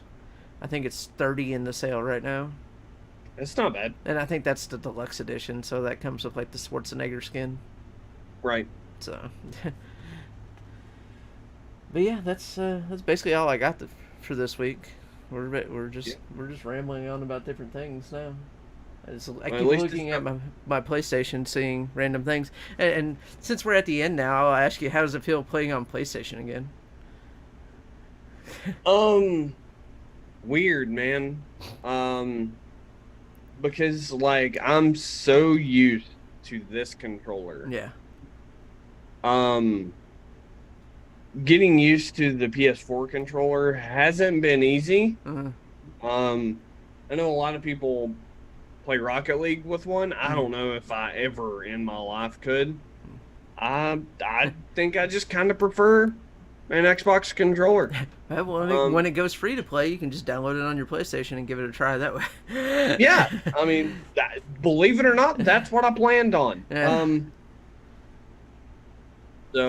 But no, I don't know, man. It's I mean, it's great. It runs well. I have no problems. I know you got a secondhand PlayStation. Was the controller and at least in decent shape, or? The only weird thing about the controller that seems a little wonky is the left stick when you go to click it in, like sprint or something. Yeah. It kind of sticks and then thuds. It kind of thuds in there. But I'll probably end up buying a really good aftermarket PS4 Not controller. that many good aftermarket ones out there. I mean, I'd probably go buy like a Scuff controller or Oh, something like that. go big. I spent $150 on a proprietary Yeah. Elite. I mean, yeah, of course. At least with the Scuff PS4 controllers, you can use them on PC. Yeah, exactly. And that would be the reason I would buy it, just in case I loved it that much I wanted to use it. Yeah. I mean, I've got old purple here that I use as my everyday play. We got dark blue here that is my PC one. We have the Star Wars one that's on the charge. My light blue one, which is round. Why do you have so many? It's a problem. Okay, I No, understand. no. So my favorite one was the light blue one that I have, but it has a bit of a drift problem now. And I tried cleaning it, and it didn't work out that great. But it all went back together. It just still doesn't feel good. So I bought the purple one, and at the time I already owned the dark blue one, and the Star Wars one came with the console. Right. And I also I didn't even mention I have a white one over there that I scrounged from the house fire that I replaced the battery in, and it's still not quite right either. But Right. yeah, I have the buttons in it just don't feel good. But Yeah, I think I definitely need to buy a new controller for it. But it's usable. Yeah. It works well enough. Yeah. But when I'm trying to run away, it makes it kind of difficult when that left stick like clunks Yeah. in. So yeah, I think my white one does that now too. It was like it stops for a second and then goes all the way in. yeah, it's weird. It's like it has a I don't know, like a weird pressure system or something. I may like take contact cleaner and just like Yeah. spray Give the it- ever living hell out of Give it. it a good spray out. Yeah, I'm weird and OCD about them now. Like I wipe mine down once a week with like alcohol swabs and stuff. I don't blame you. And all that fun stuff. There was a smudge on the side of my purple one. That's what I was. But yeah, no. When this purple one came out, I was like, yeah, I want that one. And Oh yeah, I mean it's beautiful. yeah. And there's like a blue and like a bluish purplish one that's out too. That's like sky blue with like purplish buttons that I wanted at one point, and I stopped myself from that. People call that one Booberry. And then there's a orange and dark blue one that people call Goku.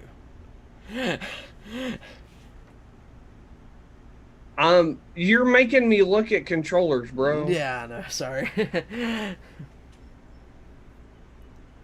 But no, like before the end of the console generation, I'll probably buy one more.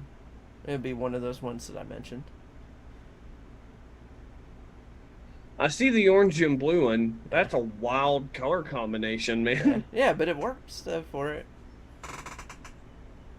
Wow, they're selling The Last of Us Part 2. Yeah, the Controller? Last of Us Part 2 controller was sold individually of the console, which isn't something they always do. Like the Death Stranding one only comes with the Pro, and the Right. the God of War one only comes with the Pro. So it's not something they do often. And same way with my Star Wars one, it come with my Pro. So, and wow, that is dusty. Yeah. That's been on the charge, the second part of my charge station there for a while. But It's been there a hot minute. yeah, I've been there. Holy hell! Wow, I'm like actually upset of how dirty that was before I held that to the light. But the touchpad on this one, I don't know if you can pick it up on yeah, you can kind of pick it up on camera. It says Star Wars all over it. Oh, that's cool. Yeah. So, because that's the Pro that I have. It came with a copy of Battlefront 2, but whatever. But it was like a month after that I bought this one, after the house fire, that they announced the God of War one, and I was just annoyed at that point. I was like, man, if I'd have known that, I'd have bought a cheap PS4 to hold me over until the God of War one came out. And still almost bought a God of War one when it came out. I was highly tempted. Oh yeah, I don't blame you, that, man. that God of War one is a beautiful console. Um, Actually, scuff controllers are expensive, but they're not that bad. No, I looked at building one. It was going to cost me like two to get it how I wanted, Yeah, because I wanted it to be purple and green. Because there's not a decent green PlayStation 4 controller. there's not. No, like the only green PlayStation 4 controller out there is camo, and I ain't doing that. I don't understand. They have a PS4 Pro basically, and then a regular PS4 controller. Let's see. Yeah, are you on Scuff's website? Yeah, the podcast went off the rails a minute ago, guys. We're done. We're just We're just having fun We're at just this point. shopping at this point. Uh, let's see here. It looks like they have the Infinity and the Impact PS Pro. Yeah, so the Infinity is their more basic one. Even it's weird. The Infinity looks more like a regular PlayStation controller, Right. and The other one looks like an Xbox controller. the other one's bulkier, like an Xbox controller. My nephew bought one. I think he got the Impact because I think that's the one that GameStop sells is the Impact. But Yeah. I prefer the Infinity. So, but yeah, I would probably go with an Infinity with a green shell and purple sticks. 'Cause I don't think they have very many of the ones that are like, check out this gamer. You know, they used to do like the King Ithalian and the Bromans and you know all these different people that had their esports partners. No, I was seeing if they had anybody that had a cool one. Yeah, all this rambly stuff here at the end, I'm just going to cut off the end of the podcast. I don't blame you. No, off of the YouTube one.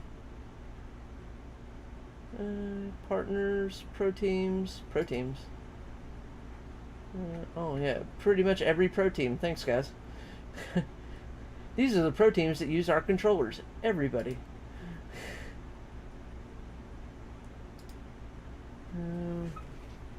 Buy a Scuff Gaming hat, a Scuff Gaming watch. It's actually not a bad looking watch. It's very green.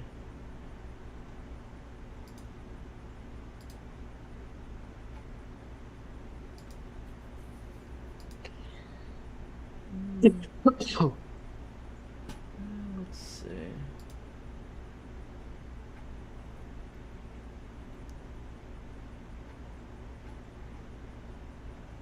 And the Vantage 2 shows unavailable. I think that's actually one they sell at GameStop too. Right.